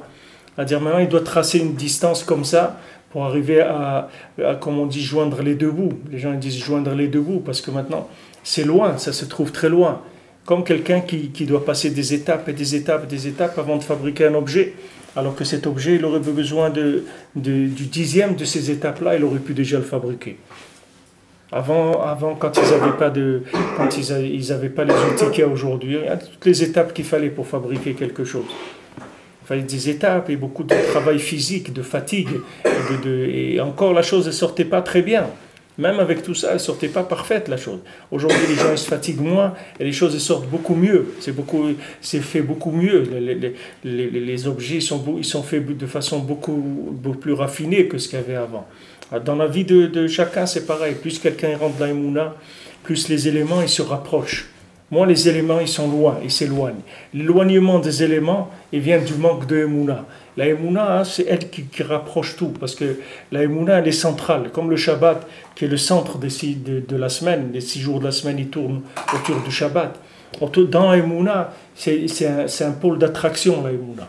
Quand quelqu'un il a de la Emouna, ça attire tout. Toute la matière, elle vient. Parce que toute la matière, elle est faite que pour révéler la Emouna. Quand quelqu'un il a de la Emouna, tout ce qu'il a besoin, ça vient à lui. Ça se rapproche. Ouais, quand vous faites la bracha Birkat Haoreach, vous dites que ces nechassim ils soient krovim la'ir, que c'est bien, ils soient proches de la ville, qu'il n'a pas besoin de voyager des milliers de kilomètres pour aller chercher un bout de pain. Pour aller chercher un bout de pain, quelqu'un il doit prendre l'avion, il doit faire 5 heures d'avion et passer des trucs et aller, et revenir et laisser sa famille et tout. Quoi, tout ça pour emmener un bout de pain. Regarde où il est le pain. Regarde jusqu'où il doit aller chercher le pain. Mais c'est pas le pain. Le pain, il peut venir chez lui à la maison. Le problème, c'est un problème d'émouna, c'est tout. Il n'y a pas assez d'émouna, il n'y a pas de tfila, il n'y a pas de zdaka, il n'y a pas de shabbat, il n'y a pas... Voilà ce qui manque. C'est ça qui manque. Quand il y a ça, la parnassa, elle vient facile. Il n'y a pas besoin de se casser la tête. Il n'y a pas besoin de se fatiguer. Tout devient facile. Comme les outils. Des outils. Aujourd'hui, voilà, avant quelqu'un, pour visser une vis, il avait un tournevis. Maintenant, tu as des visseuses comme ça. Tu fais tac, tu te fatigues pas. Mais une vis, tac, tu prends une petite visseuse, tac. Voilà. Et avant, combien de tours il fallait faire? Pour mettre une vis, combien de fois il fallait que tu tournes pour mettre une vis? Une longue vis, il te fallait un quart d'heure peut-être pour entrer une vis. Là, tu fais tac, tac, tac. Tu ne te fatigues pas. Tu n'arrives pas. Mais ça, c'est de la éloquoute. Il ne faut pas croire que ça c'est venu comme ça. C'est venu parce qu'Hachem, il a des rachamim pour le monde. C'est de la miséricorde avec de la éloquoute dans le monde qui fait que l'homme, il trouve des conseils. Hachem, il lui ouvre les yeux, que d'une chose, il trouve une autre. Il raffine sans arrêt. Et de la parnassa de chacun, c'est pareil. Un jour, quelqu'un, il va voir que au lieu que pour tourner la vis, il était tourné pendant un quart d'heure, il existait à côté de lui une visseuse qui la prend et il fait comme ça, juste tac, et la vis, elle rentre. Pour la parnassa, c'est pareil. Et non, au lieu qu'il aille là-bas chercher sa parnassa, qu'il voyage, qu'il se fatigue, etc. Alors la parnassa, elle était à côté de lui. Mais seulement pour qu'il la voie, il faut que Hachem lui ouvre les yeux. Il faut qu'Hachem il lui montre qu'il est là à côté de lui. Il faut que lui, il ait une approche avec de la émouna de son travail. S'il va bémouna, alors tout est là, tout est à côté de lui. Sinon, Chazou Shalom, c'est galouyot. Kolatil tulim. Tout ça, ça vient de Chisoron Haemouna. Parce qu'il a été pogam dans ça, il n'a pas amené de la divinité dans les tzimtzumim, dans les contractions. Que là-bas, il y a tous les conseils qui font grandir la Emouna. Alors Yudzaï maintenant il dit que maintenant la réparation de tout ça c'est le Shabbat. Qui Shabbat agin à l'Adam Arishon. Parce que le Shabbat il a protégé, il a été magen sur Adam Arishon. Qui be Shabbat en shum melacha vetzimtzum. Parce que Shabbat il n'y a pas de travail, il n'y a pas de tzimtzum. Tu passes dans le contraire.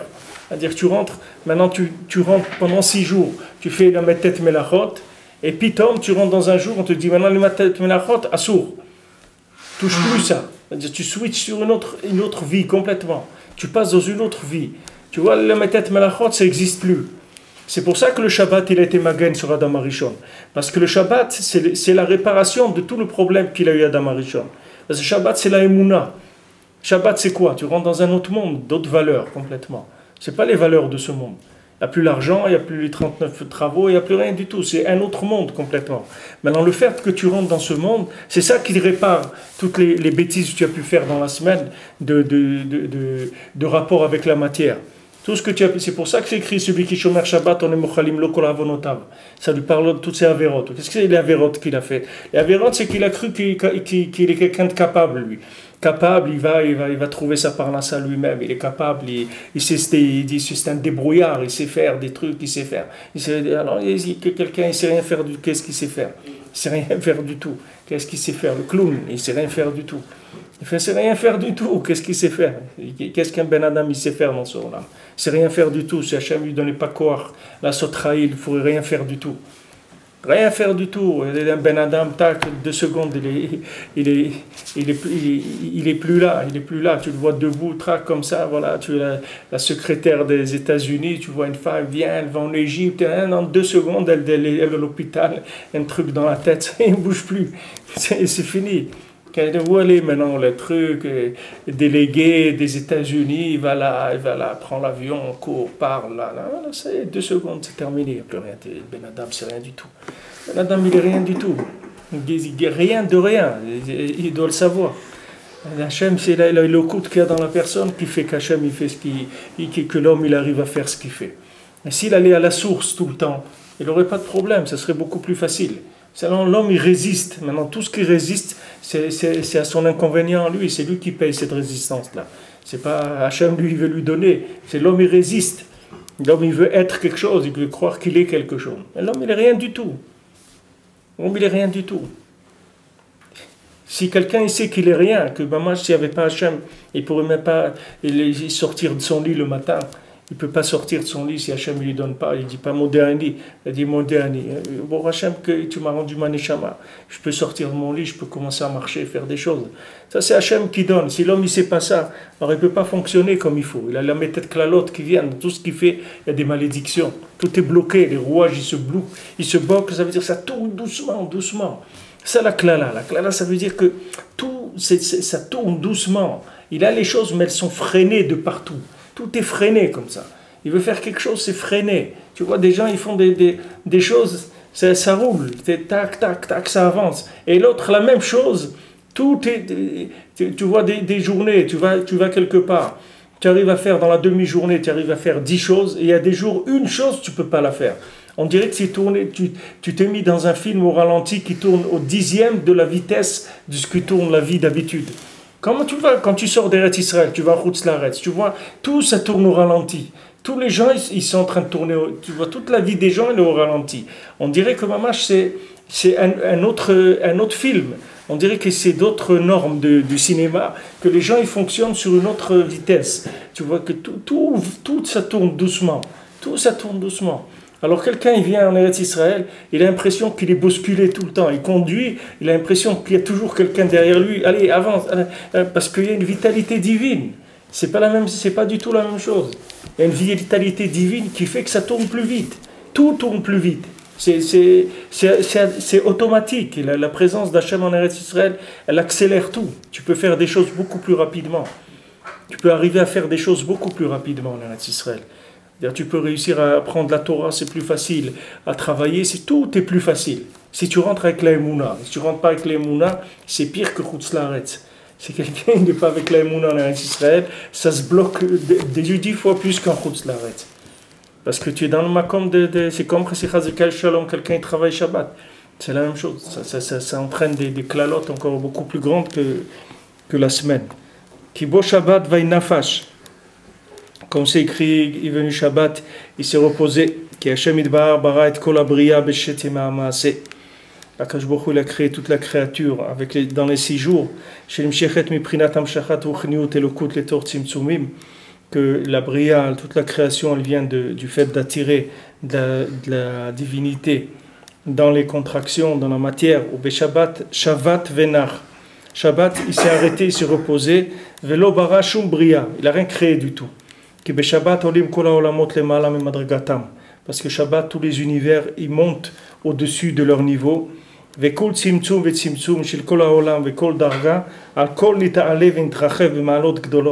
maintenant, chaque contraction qui existe dans le monde, tout s'élève dans des niveaux très élevés. C'est-à-dire, tout ce que tu as dans la semaine, que tu vois dans ce monde, tout a une aliyah, le Shabbat. Tout monte.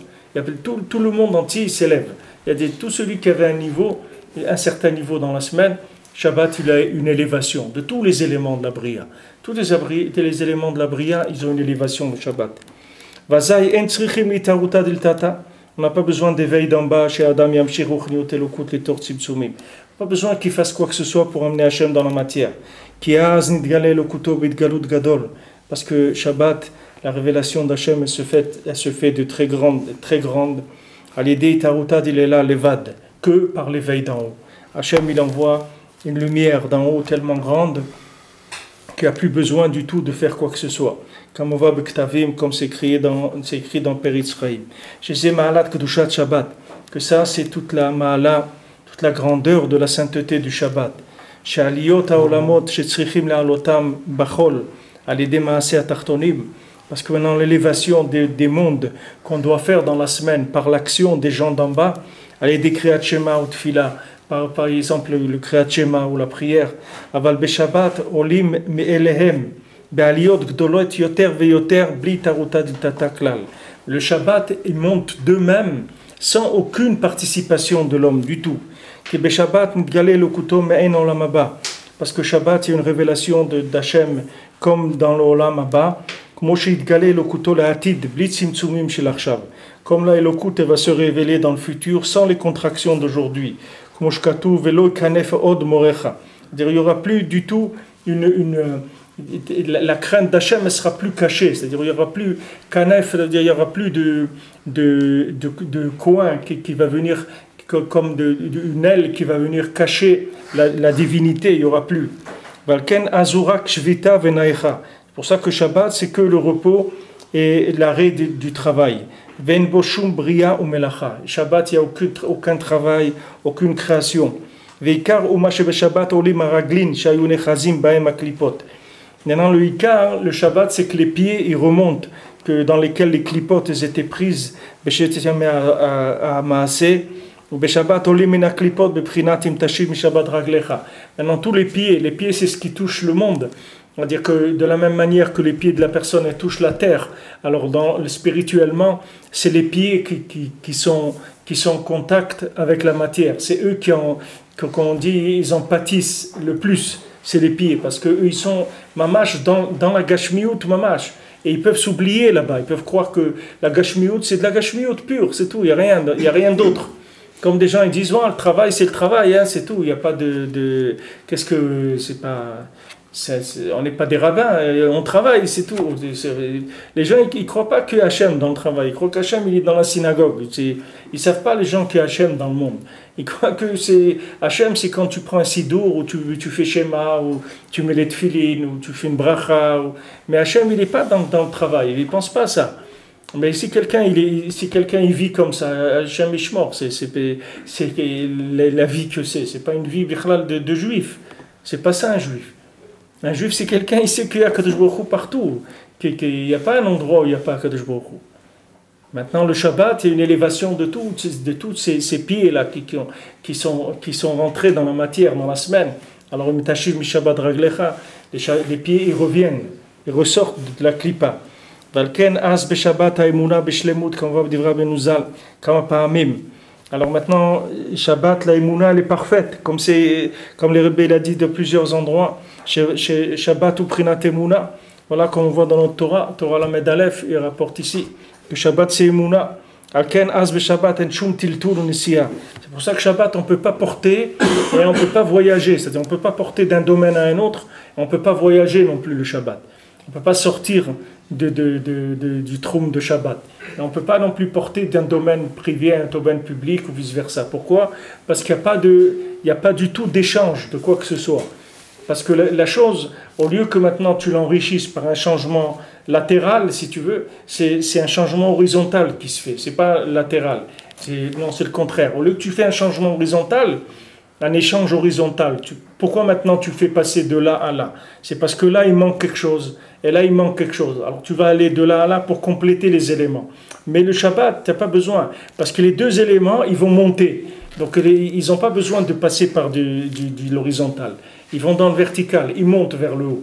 C'est-à-dire, il y a une élévation de toutes les choses. Toutes les choses s'élèvent. Donc, elles n'ont pas besoin de changements qui sont au niveau horizontal. Ça monte. Toutes les choses, elles s'élèvent. Il n'y a plus besoin d'échange. Parce qu'on ne fait pas d'échange. Même des brachot, par exemple... Le Ben Ishraï dit même Birkat Ilanot, par exemple, tu ne peux pas faire Shabbat. Shabbat, tu n'as pas le droit de faire Birkat Ilanot. Parce que quand tu fais Birkat Ilanot, avec cette bracha-là, tu fais un tri dans les fruits, les arbres fruitiers. Tu élèves des nefashot, des âmes qui sont dedans, tu les fais sortir, tu les élèves. Et dis ça, tu n'as pas le droit de faire Shabbat. Même ça, tu n'as pas le droit. Même si c'est de la spiritualité, tu n'as pas le droit. Parce que l'élévation en Shabbat, elle se fait automatiquement. C'est-à-dire que maintenant, le Shabbat, c'est un monde dans lequel tu rentres, qui élève tout. Tu ne fais rien pour le Shabbat. Shabbat, il n'a pas besoin de toi. Tu ne participes pas au Shabbat. Le Yom Tov, tu as besoin de faire quelque chose. Tu as besoin de faire Ochel Nefesh. Mais Shabbat, tu ne fais rien. Il n'y a aucune participation de l'homme. Le Shabbat, il est là. C'est tout. Comme dit Chazal, Kvia avec Kaima. Shabbat, il est fixe et il est là, il est installé. Il n'y a pas besoin de faire quoi que ce soit. C'est un éveil d'en haut. C'est-à-dire c'est Hachem qui fait tout le Shabbat. Il a pris tous les univers et les a montés le Shabbat. Tu montes, tout s'élève. C'est pour ça que c'est le point central de la vie d'un juif. C'est le Shabbat. Toute la vie d'un juif, elle tourne autour du Shabbat. Il n'y a que le Shabbat dans la vie. Tout le reste, ça dépend du Shabbat. La qualité du Shabbat, c'est ça qui va donner la qualité de la semaine. C'est-à-dire le niveau de Shabbatique, c'est ça le niveau de la semaine. Plus quelqu'un il fait attention au Shabbat, il est Shomer Shabbat, il fait attention à la Chod de Shabbat, il fait attention à Simchat Shabbat, il fait les chants du Shabbat, il est Mechabed le Shabbat avec les Seudot, le Oneg Shabbat, et il essaye d'être Bessimcha le plus qu'il peut le Shabbat, tout ça, ça va lui faciliter sa parnassa dans la semaine. Il va avoir parnassa plus facile. Parce que le Shabbat, c'est lui le makor de la baracha, c'est lui qui va donner toute la présence, qui va te faire mettre en contact avec Hachem dans la matière. Chaque fois que tu vas être en contact avec la matière, le Shabbat, il va te permettre de reconnaître Hachem dans la matière. Tandis que maintenant, si le Shabbat il est faible, alors la semaine, tu as plus de voiles pour te rendre compte qu'il y a Hachem. Alors plus il y a de voiles, et plus tu manipules la matière avec de la logique. Tu crois que la matière, il y a des causes à effet. Tu vas faire ça et ça va marcher, tu ne vas pas faire ça, il faut faire comme ci, il faut faire comme ça, tu crois. Mais toutes ces choses-là, tu ne sais pas que c'est des élucubrations que c'est dans la tête, c'est rien du tout. Dans sa tête, il imagine des choses et il croit que ça va être comme ça. Quand il va le mettre sur papier et sur la vie, il va croire que ça va se faire comme il avait dans sa tête. Il a des projets dans sa tête. Maintenant, il veut les réaliser. Il va croire que quand il va se mettre à les réaliser, ça va se faire comme s'il y avait dans sa tête. Mais il n'y a pas de projet. Le seul projet qu'il y a, c'est Akadosh Baruch Hu dans le monde, c'est tout. Maintenant, ton projet, c'est de chercher Hachem, c'est tout. Là où ça s'ouvre, tu cherches Hachem, c'est tout. C'est ça ton projet. C'est ça le vrai projet. C'est ça la vraie vie. Tout le reste qui tourne dans ta tête, c'est pas ça, c'est pas ce qui tourne dans ta tête, c'est pas obligé du tout que ça va être comme ça. Même que ça va ressembler à ça, Bichlan. Combien de gens ils ont eu des projets dans leur vie, ils n'ont jamais fait. Ils ont des idées comme ça, ils ont cru parce que dans la tête ça tourne, ils croient que ça va se faire. Non, c'est pas obligé du tout que ça se fasse. Mais par contre, si tu trouves Hachem, alors c'est sûr que ça va se faire. Si tu trouves Hachem, alors c'est sûr que la chose elle va se réaliser. Du moment où tu as trouvé Akadosh Baruch Hu, alors tu peux être sûr que la chose va se réaliser. Quand quelqu'un il voit la présence divine quelque part, on peut être sûr que c'est ça qu'il fallait faire. Il n'y a pas de là. Mais quand quelqu'un il va avec sa tête, Rabbeinu dit, il peut faire des bêtises dans sa vie terribles. Quelqu'un il peut perdre sa vie entière avec sa tête, parce qu'il croit dans sa tête. Il était, comme on dit, il est têtu avec sa tête. Il réfléchit, il fait des choses. Il réfléchit, il avance, il réfléchit, il avance. Il dit, oui, bon, j'ai calculé, j'ai fait un plan comme ça, j'ai décidé de faire comme ci, j'ai décidé de faire comme ça. J'ai compris qu'il fallait faire comme ça, etc. Et après il se trouve dans un ravin. Il dit, mais qu'est-ce qu'il y a eu? Comment ça se fait que tu es arrivé là? Il dit, ouais, il a calculé, voilà, il s'est trouvé. Alors que si quelqu'un il va avec Kavana de trouver Akadosh Baruch Hu, tout le temps il va réussir, il n'y a pas de problème. Mais ça dépend combien il se charge le Shabbat. Plus il charge avec la Neshama Yetera, une deuxième Neshama, le Shabbat, pour qu'il puisse se charger plus en divinité, de manière à le découvrir dans la semaine. Le but, c'est de découvrir Hachem dans la semaine, c'est pas le Shabbat. Parce que si c'était le but, le Shabbat, on n'aurait rien à faire dans ce monde. On n'a qu'à aller dans un monde qui est entièrement shabbatique, c'est tout. Le but, c'est la semaine. C'est-à-dire, le but, c'est d'utiliser l'énergie du Shabbat pour entrer dans la semaine et vivre sa semaine différemment. C'est ça le tahlit du Shabbat. Comme quelqu'un il va au Man. Alors quelqu'un il va au Man, il passe Shabbat Hanouka, il passe Rosh Hashanah, il revient, il est à l'envers, il voit sa tête elle est à l'envers complètement. Et il ne comprend pas pourquoi. Il dit, mais attends, moi j'ai été chez le Sadi, j'étais pour prier, tout, je viens, ma tête elle est à l'envers. J'ai plus de repères et tout. Mais c'est ça le Tzaddik qui te fait. Heureusement qu'il te tourne la tête complètement. Si tu te laisses ta tête, où c'est que tu vas aller? Dans le mur avec. Où c'est que tu vas aller avec ta tête? On sait que tu vas avec ta logique. Mais le tzaddik, qu'est-ce qu'il fait? À chaque fois, il te tourne la tête complètement. C'est-à-dire que tu vois que tu ne comprends rien. Tu vois que tu n'as rien compris. Tu vois que là où tu croyais que c'était arrivé, tu es arrivé à rien. Tu vois que tu n'as rien fait. Tu n'as même pas commencé encore. Alors, c'est ça le Shabbat. Le principe du Shabbat, c'est ça. Le Shabbat, ce monde-là, il s'appelle Alma de Kadiva. Ce monde-là, il s'appelle le monde du mensonge. Et le monde futur, il s'appelle Olama Emet. La vérité, elle vient du Olama Emet, elle ne vient pas dans ce monde. Dans ce monde, il n'y a pas de Emet. Le Emet, il vient de l'autre monde. Plus tu es attaché à l'autre monde, plus tu reçois du Emet. Plus tu es attaché au Shabbat, plus tu reçois du Emet. Plus tu es attaché au Tzadik, plus tu reçois du Emet. Et ce Emet-là, ce n'est pas toujours agréable. Il ne faut pas croire que c'est agréable, le Emet. Des fois, c'est très désagréable. Parce que des fois, tu es lancé, tu crois que tu es dans une pleine réussite spirituelle, tu es vraiment bien, tu vois. Et tu vas chez le tzaddik, tu pries, tu reviens, tu es fracassé complètement. Tu dis, mais qu'est-ce qui s'est passé? Pourtant, moi, j'étais pour me sentir mieux encore dans Vodat Hashem et tout. Mais c'est ça le mieux. Le mieux, c'est qu'il t'a mis tous les éléments et qu'il les a tout bouleversés. C'est ça le principe, le siman que tu es rentré dans Shabbat. Si tu sors du Shabbat avec un peu plus de logique pour attaquer la semaine, c'est que tu n'étais pas dans le Shabbat. Tu n'es pas rentré dans le Shabbat. Le Shabbat, il doit te déboussoler complètement par rapport à ta logique. C'est ça le siman du Shabbat. Le siman du Shabbat, c'est pas de te donner plus de logique que ce que tu avais avant. Comment il aurait pu protéger Adam Arishon, le Shabbat, s'il donnait encore plus de logique? Comment il a protégé Adam Arishon? Qu'il lui a laissé au moins qu'il peut respirer dans ce monde. Sinon, il n'aurait rien pu faire du tout. La logique, elle l'aurait rendu fou complètement. Il serait devenu complètement fou, Adam Arishon, s'il n'avait pas le Shabbat. Il n'aurait pas pu. Il aurait eu que de la... Imagine-toi que quelqu'un il se trouve dans un monde de cause à effet. Comme Rabbeinu dit dans Sichot Haran, il dit que celui qui n'a pas d'Emouna, sa vie, c'est pas une vie, Bichlal. Il ne peut pas vivre parce que tout, c'est logique. Alors, il est que dans de la logique de tout. Il m'est arrivé ça à cause de ça, et voilà ça, c'est ça, et l'autre, il est que comme ça, toute sa vie, elle est que comme... Mais c'est pas une vie. Il ne peut pas vivre, Bichlal. Adam Arishon, il serait devenu fou s'il n'avait pas Shabbat. Avec le cerveau qu'il avait Adam Arishon, jamais il aurait pu vivre. Il serait devenu fou. Mais le Shabbat, ça l'a calmé. Parce qu'il a dit, il y a de l'absolu, ça va. Il y a de l'absolu. Bon, Hachem, il y a des valeurs qui ne bougent pas. Quelqu'un, il a eu des problèmes dans la semaine, des impayés, des trucs, tout ce que tu veux. Il rentre dans le Shabbat, il n'y a plus rien. Il n'y a pas les impayés, il n'y a plus rien. Les chadodi, il y a la daf, les trucs, il n'y a pas de kidouche et tout. Tout est parti, il n'y a plus rien. Ça a disparu tout ça. Mais imaginez-vous qu'on n'ait pas ça. Comment tu peux vivre? Tu restes dans le truc sans arrêt. Mais c'est impossible, c'est invivable. On ne peut pas vivre comme ça. Alors maintenant, plus tu augmentes l'intensité du Shabbat, et plus tu fais fuir les étapes de birour dans la matière. C'est-à-dire que tu as besoin de moins en moins d'outils pour faire tes tris dans la matière. La matière, elle va être plus vivante, elle va être plus parlante par rapport à toi. Elle va te parler plus, la matière, plus facile pour toi. Au lieu d'aller de là, tu vas trouver un raccourci pour aller d'une chose à une autre. Tu vas brûler 2, 3 étapes, 4 étapes, 5 étapes, 10 étapes, de plus en plus. Tu vois, ça va se faciliter. Les choses vont être de plus en plus faciles.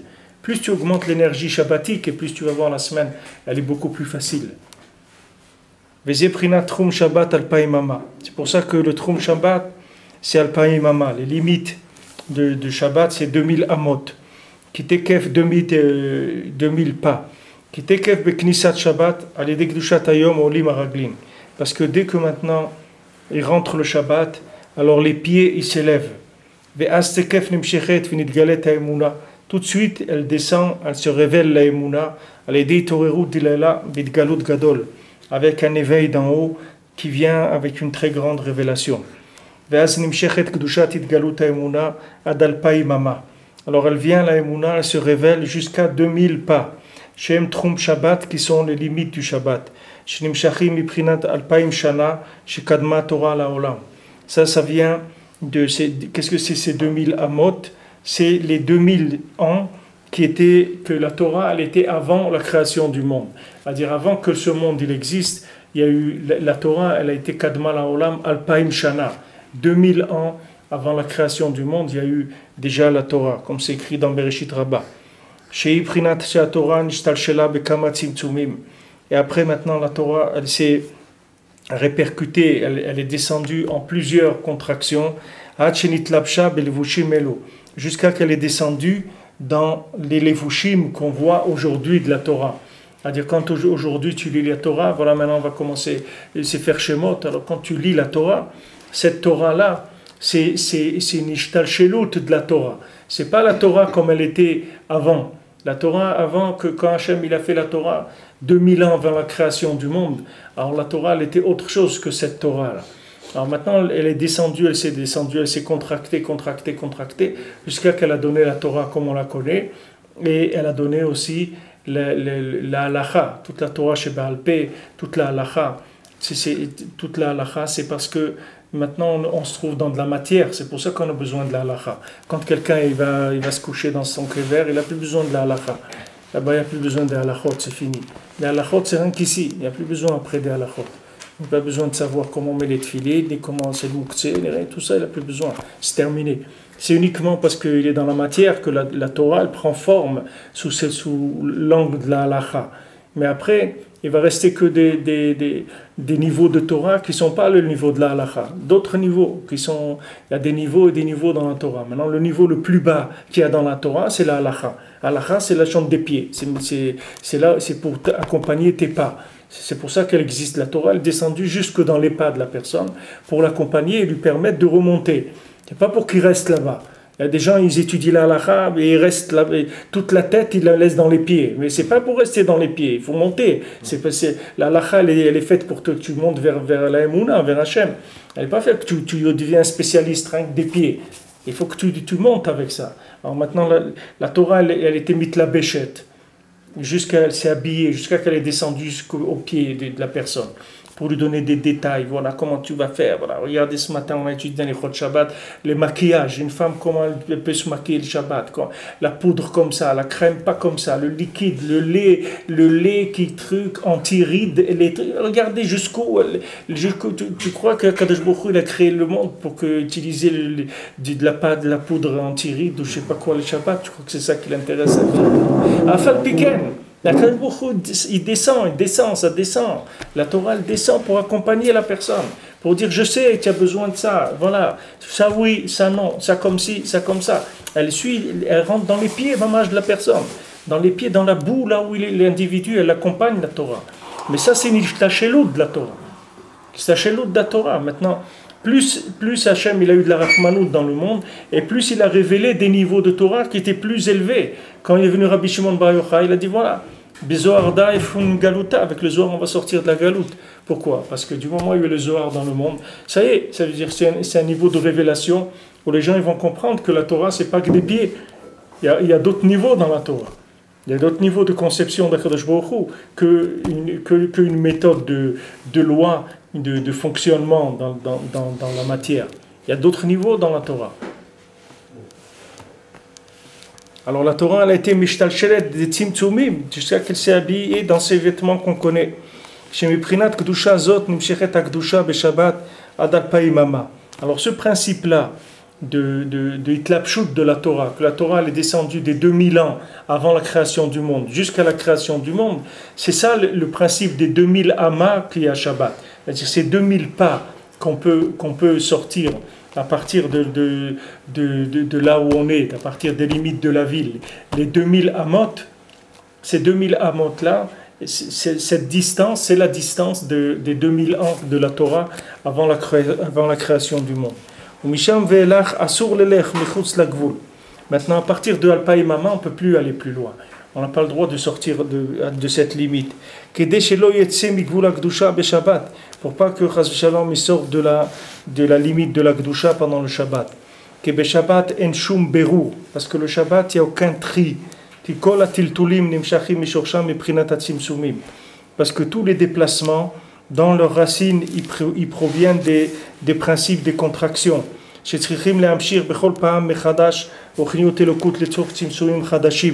À chaque fois, il faut amener de la spiritualité divine dans des nouvelles contractions.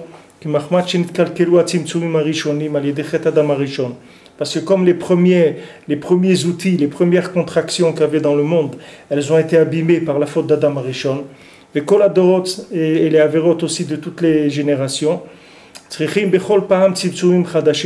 On a besoin à chaque fois des nouveaux outils. Pour ça qu'on doit aller d'un endroit à un autre, on doit voyager. Parce que maintenant le but de tous les tzimtzumim, c'est cette terre-là, matérielle, dans laquelle on se trouve. Que la terre, c'est la plus grande contraction de tout ce qui est. La terre, c'est la chose la plus éteinte au point de vue lumière. C'est là où vous voyez le moins qu'il y a quelque chose dedans. C'est-à-dire une plante, vous voyez quelque chose, de la couleur, il y a du parfum, il y a du liquide, il y a quelque chose. La terre, c'est la chose la plus cachée. Et en plus vous montez dans les règnes animal ou humain, alors il y a plus de révélations d'Hachem. Mais la terre elle-même, c'est la chose la plus metzumtzemet qui existe. C'est le plus de contraction possible. Maintenant, tous les tzimtzumim, ils doivent recevoir de là-bas. Que la terre, c'est la racine de tous les tzimtzumim. C'est pour ça que tout a été créé à partir de la terre. Afilu galgal chama. Même le soleil, quand vous voyez le soleil, c'est une boule de feu comme ça a été créé avec la terre. Il n'y a rien qui a été créé d'autre chose que la terre. La terre, c'est la matière première de la création de tous les objets. Après, tous les objets, c'est que des... Comme il est sorti de la terre une mandarine ou une banane ou une tomate, alors le soleil aussi, Hachem il l'a fait avec la terre. Toutes les créatures, absolument toutes, elles sont venues de ces contractions.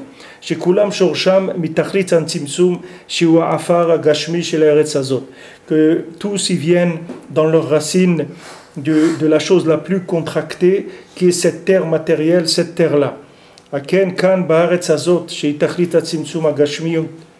Maintenant, c'est pour ça que cette terre-là, sur laquelle on se trouve, qui est la terre, l'endroit le plus contracté du monde,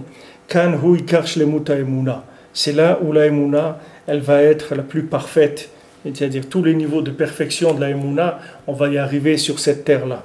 Comme c'est écrit, toutes ces actions, elles ont été faites dans la Emouna. Précisément toutes ces actions, qui est Kara Emouna, Asiya Gashmit. Parce que la Emouna, elle est dans la Asiya Gashmit, c'est-à-dire dans l'action matérielle.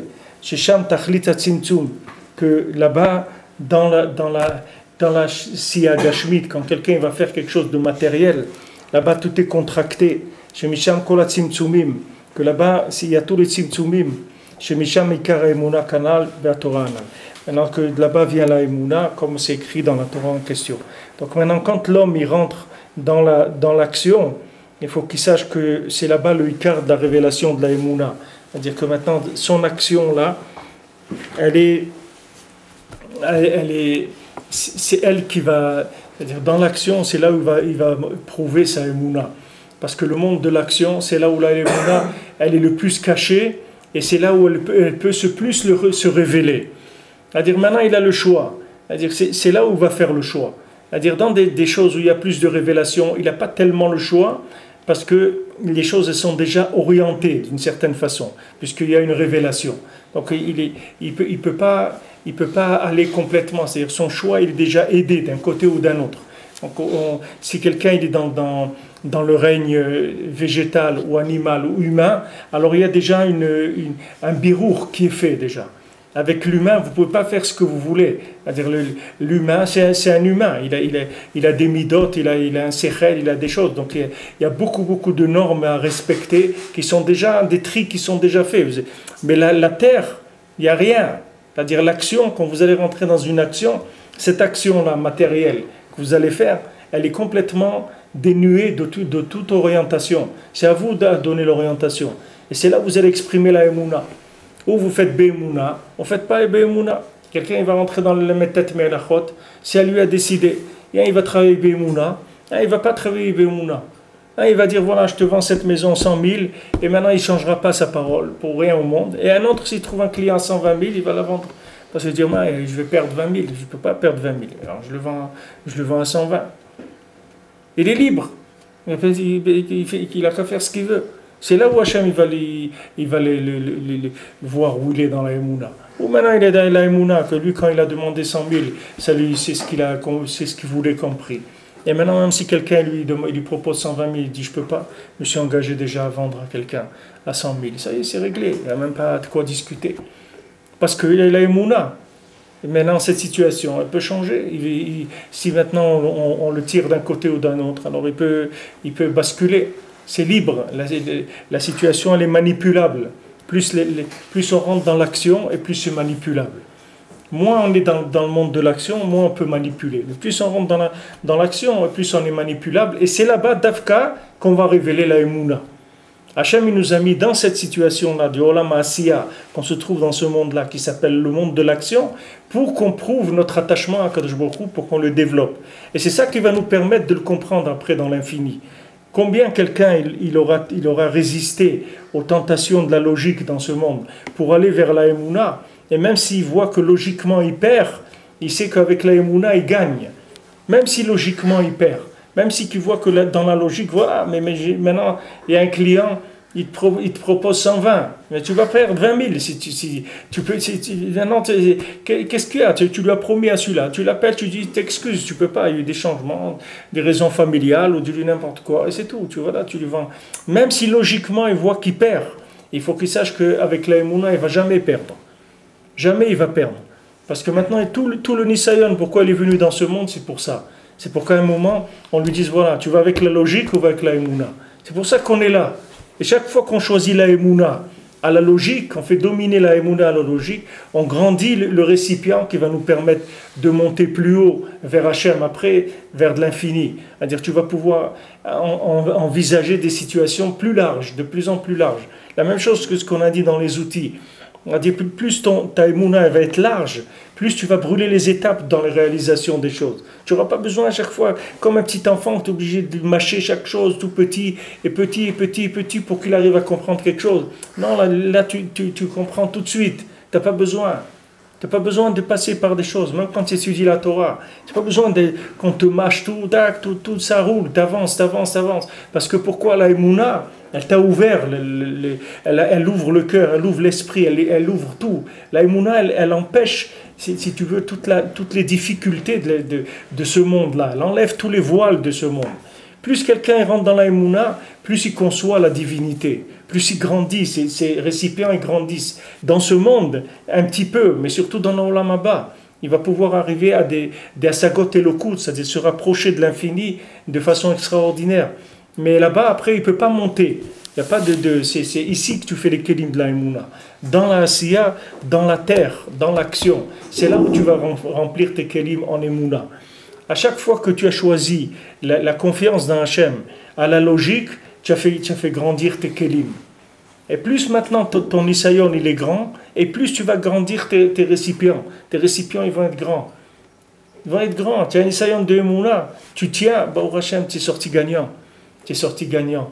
Maintenant, même si logiquement tu es sorti perdant, les gens vont se moquer de toi, ils vont dire regarde comment tu es. Regarde dans quel état tu es. Soi-disant, tu vas au Man, tu fais des trucs. Regarde celui-là, il n'a pas été au Man, il a une bonne année, il a gagné, il est trouvé à se marier, il a une bonne parnassa et tout. Toi, tu étais au Man, regarde dans quel état tu es et tout. Ah, laisse-moi tranquille, moi, je ne veux pas rentrer là-dedans. Moi, je ne sais pas ce que ça veut dire réussir.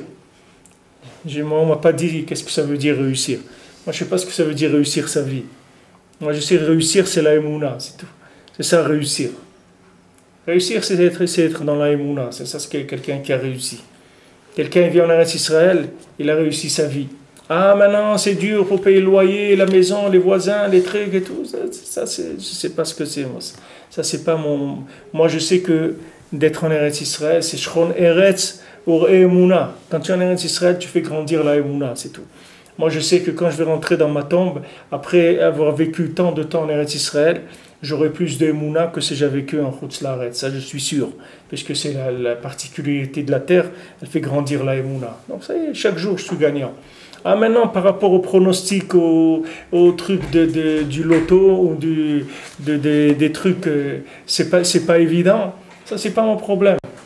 C'est pas mon problème. Moi, je comprends rien. Moi, de toute façon, ce monde-là, je comprends rien. Je comprends pas ni qu'est-ce que je suis venu faire ici, ni pourquoi on m'a mis là, ni qu'est-ce que je fais, je sais rien du tout. Moi, je sais que je suis venu ici pour un tachlit de Emouna et que je dois me charger en Emouna. C'est ça le but pourquoi je suis venu sur terre. Et plus j'aurai d'Emouna, et plus je vais faciliter ma vie ici, et plus je vais grandir ma vision d'Hachem dans l'Olam Haba, pouvoir me rapprocher de plus en plus de l'infini, parce que je fais grandir mes kelim de la Emouna, avec la Emouna. Et chaque fois que j'ai cédé à la logique, alors je me suis fabriqué une nouvelle étape pour atteindre Hachem. Nouvelle étape, de la même manière que quelqu'un, à chaque fois que quand il est tombé dans la logique, il a besoin d'un outil, de nouvelle étape dans la fabrication d'un objet. Avant, il fallait 5 étapes. Maintenant, le fait qu'il est tombé dans la logique, il a besoin de 6 étapes. Ben, la même chose dans la conception d'Akadosh Baruch Hu dans l'Olam Haba. Il aura besoin de plus d'étapes pour arriver à la même vision que quelqu'un d'autre il va avoir facilement. Les tzadikim ont dit, ils ont Shai Olamot, ils ont 310 mondes. Akadosh Baruch Hu leur donne 310 mondes. Anchil Le'ohava Yesh, chaque olamot, chaque tzaddik, Hachem lui donne 310 mondes. Rien que par le saut de la Emouna qu'il a eu dans l'Olam Hazé. Le Ikar, Kol mitzvotecha Emouna. Toutes les mitzvot, c'est rien que la Emouna. Donc quelqu'un maintenant, quand il va dans ce monde, là où il va, il doit mettre la Emouna en premier. C'est ça le Ikar. La Emouna, c'est combien tu restes en confiance avec Akadosh Baruch Hu. Akadosh Baruch Hu te lâche dans la nature. Combien maintenant tu vas rester attaché en confiance avec lui. Combien il peut avoir confiance en toi. Combien il sait que tu ne vas pas le trahir. Tu ne vas pas aller vers de la logique. Tu ne vas pas le trahir avec ta logique. Combien? Alors maintenant, bon Hachem, il y a le Shabbat, tu recharges. Le Shabbat, tu te recharges en Emouna. Tu vois un jour comme ça, que ce jour-là, il est sans travail, sans business, sans outils, 139 mélachot. Alors tu te recharges avec une vision de la vie qui est différente. Tu prends de la force en Emouna. Après, tu vas rentrer dans la semaine avec plus d'énergie pour faire des tris. Mais Shabbat, il n'y a pas de tri. Les choses, elles sont prêtes déjà. Parce que c'est connu que la Emouna, elle rentre en jeu quand le Sechel, il ne comprend pas. Quand là, il n'y a pas de logique. Comme ce monde, il est matériel, il est tellement épais. Ici, dans ce monde-là, il n'y a aucune révélation, aucune connaissance d'Hachem. C'est que par la Emouna, parce que le monde il est tellement épais que tu ne peux pas le voir, Hachem. Maintenant, dans les mondes supérieurs, quand tu montes dans les mondes supérieurs jusqu'à l'Olam Hatzilut, bien que là-bas, ils ont Emouna,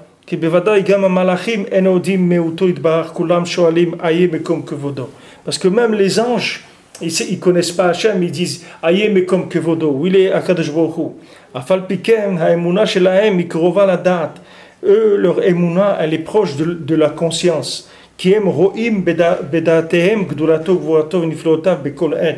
Parce qu'eux, ils voient qu'est-ce qu'Hachem il fait. Ils voient les péoulotes d'Hachem. C'est-à-dire qu'ils ont un concept qui est conscient de la présence divine. Ici, l'homme, s'il n'a pas de la Emouna, il peut perdre complètement les connexions avec Hachem. Il peut se trouver dans des situations où Bichlal, il a oublié qu'il y a Kadosh Baruch Hu. Maintenant, il est en train de faire ce qu'il a à faire. Il oublie complètement. Mais ça, les malachim, ça n'existe pas chez eux. Parce qu'ils ont une conscience d'Hachem. Même si eux, ils ne voient pas Hachem, Beshlemut, ils voient un tout petit peu d'Hachem. Mais en tout cas, ils sont conscients de l'existence d'Hachem en permanence. Ils ne perdent jamais cette conscience-là. Ça, c'est énorme, quelqu'un qui a ça. Si quelqu'un il arrive à ça, c'est énorme. Quelqu'un qui est tout le temps conscient de la présence divine, c'est quelque chose de niflaméod. Et alors, les malachim, eux, ils ont cette chose-là. Voilà, ils n'ont pas un corps épais comme ça pour faire barrière, pour faire barrage. Ce corps-là qui fait barrage, toujours il veut manger, il veut dormir, il veut ça, il veut regarder, il veut écouter de la musique, il veut parler, il veut téléphoner, il est tout le temps en train il s'arrête jamais, il veut pas se reposer, c'est-à-dire laisser un petit peu la neshama. Il est là toujours faire écran, tout le temps, là devant pour essayer d'empêcher la communication avec Hachem. Ah voilà, maintenant il faut manger, il faut travailler, il faut faire une course, il faut aller là-bas, Attends, pousse-toi que je vois un petit peu ce qu'il y a. Non, il se met devant, il ne veut pas laisser voir ce qu'il y a derrière.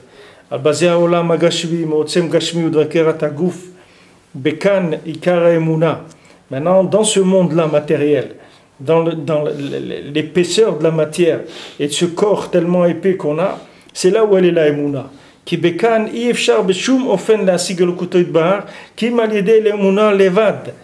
Parce que dans ce monde-là, tu ne pourras jamais trouver Hachem que par la Emouna.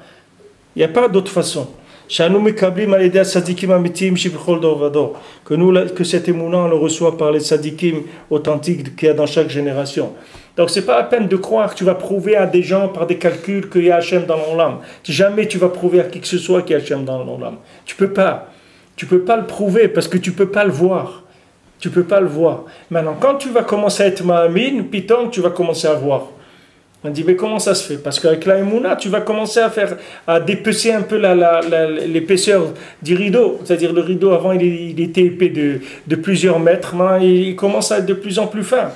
de plus en plus fin. C'est-à-dire, tu vois déjà des mouvements un petit peu. Tu vois, tu as fait une prière, tac, tu vois une ashgacha, tu vois, on me répond. Donc, il y a quelqu'un derrière, il y a quelqu'un qui écoute, il y a un retour, j'ai un feedback, il y a quelque chose qui revient. Tac, tac, ça commence un petit peu la communication. Mais ça vient que de la Emouna. Le départ, c'est la Emouna. Une fois que c'est lancé, après la Emouna, ça y est, ça devient de la logique, la Emouna elle-même. C'est fini. Une fois que tu l'as intégré, la Emouna, ça y est, ça devient de la logique. Tu passes à un autre niveau d'Emouna à chaque fois. Mais au départ, c'est difficile parce que tu as l'impression, mamache, que tu es confronté à de la matière. Tu vois rien.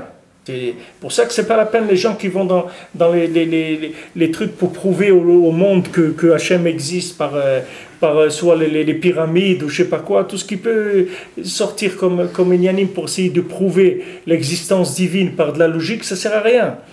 Parce que au contraire, plus tu as augmenté la logique, plus tu as augmenté la stara d'Akadosh Baruch Hu.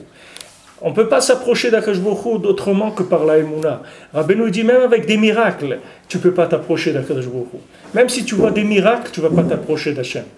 Les miracles, tu vas voir quelque chose qui va complètement mébalbel ta logique pendant un petit moment, et après ça, tu vas retomber dans le... Voilà, ici, regardez, on a reçu combien 1500, ils ont eu 1500 trucs là, des scuds là, ou des roquettes là sur Israël, 1500. Bon, Hachem, sur 1500, qu'est-ce qu'il y a eu? Presque rien, c'est des miracles. N'importe qui dans le monde, il te dira que c'est des miracles. Prends n'importe quel pays du monde, dis-leur, voilà, quelqu'un il envoie 1500. Mais si quelqu'un ne s'est pas tiré, au bout de 100, 200, 300, 400, au moins il s'approche, rien, tu vois que c'est dénissime. Mais tu vois que ça ne change pas, les gens ne changent pas avec ça. Combien de gens ils ont changé toute leur vie avec ça? Qu'ils ont vu ça, ils ont changé leur vie. C'est pas avec ça que tu changes. Pas que tu vois des miracles qui fait changer. Même si tu vois des miracles, pas changer. Ce qui fait changer, c'est la Emouna. Quand tu es ma'amine, qu'il y a Kadosh Baruch Hu dans cette situation-là. Alors cette Emouna au départ, elle est gratuite. C'est un investissement gratuit. C'est-à-dire tu vois rien. Tu investis à fond perdu. Mamache, rien. Tu vois rien. Maintenant, quand Hachem il va voir que tu es sincère, il va te faire un petit coucou. Tu vas voir un petit peu. Dès que tu vois un petit peu, ça y est, tu es lancé. Il ne faut pas oublier après. Après, il faut entretenir. Il faut entretenir jusqu'à ce que tu sois sorti d'un minimum. Une fois que tu es sorti d'un minimum de la matière, après c'est fini. Après, tu es déjà sauvé. Déjà, tu sais que tu ne vas pas te noyer complètement. C'est fini. Mais il y a des dargotes dans la Emouna. Ensof dans la Emouna. On dit un tzaddik, il était un grand ma'amine, il était toujours chez lui, il étudiait, priait, jamais il sortait pour la parnassa, rien, on lui a mis à manger toujours, à la maison il arrivait le manger, rien, il sortait pas de chez lui. Alors on a voulu lui faire une épreuve, alors on l'a envoyé le Satan, il a dit bon, mais c'est pas vraiment un ma'amine beshlemout, il n'a pas une émouna parfaite. Alors il est venu, le Satan, il a tapé à la fenêtre derrière lui. Alors le tzaddik il s'est retourné pour voir qui est-ce qui tapait à la fenêtre parce qu'il attendait qu'on lui amène quelque chose pour manger. Alors le Satan il a été mécatreg sur lui, il a dit non, il n'a pas une émouna parfaite parce que il y avait une porte en face de lui. Alors il ne devait pas se retourner pour regarder la fenêtre. Il devait rester lui faire ce qu'il faisait. Et maintenant, on serait venu à la porte, on aurait tapé pour lui amener à manger. Mais le fait que déjà, un bruit à la fenêtre, il s'est retourné pour voir, ça veut dire qu'il était il y avait une petite inquiétude à l'intérieur. Il y avait il attendait quelque chose. Cette petite attente-là, c'était pour lui, ça s'appelait un manque d'émouna. Il devait pas, il dit, tu veux mener à manger, comme je vous ai raconté, celui qui trouve le portefeuille, le Shabbat. Il va à la synagogue, trouve un portefeuille, on commence à réfléchir, est-ce que je le mets de côté, je mets un sac dessus, truc pour l'argent. Après il réfléchit, il dit à Kajbourou, si tu veux me donner la parnassa, donne-moi que clair et propre de ces histoires-là, les mouktsé, Shabbat, moi je veux pas que de parnassa comme ça. Tu dois me donner parnassa, donne-moi normal, c'est tout. Que Shabbat, je dois trouver un paquet d'argent, je dois me casser la tête, comment faire pour pas transgresser Shabbat. Et c'est cette parnassa-là, je n'ai pas besoin de ça. Tu veux me donner, donne-moi clair, c'est tout. Avec il a Emouna. Il a Emouna que si Hachem il veut lui donner, il ne va pas lui donner comme quelqu'un il dit voilà, j'ai un travail mais je ne peux plus faire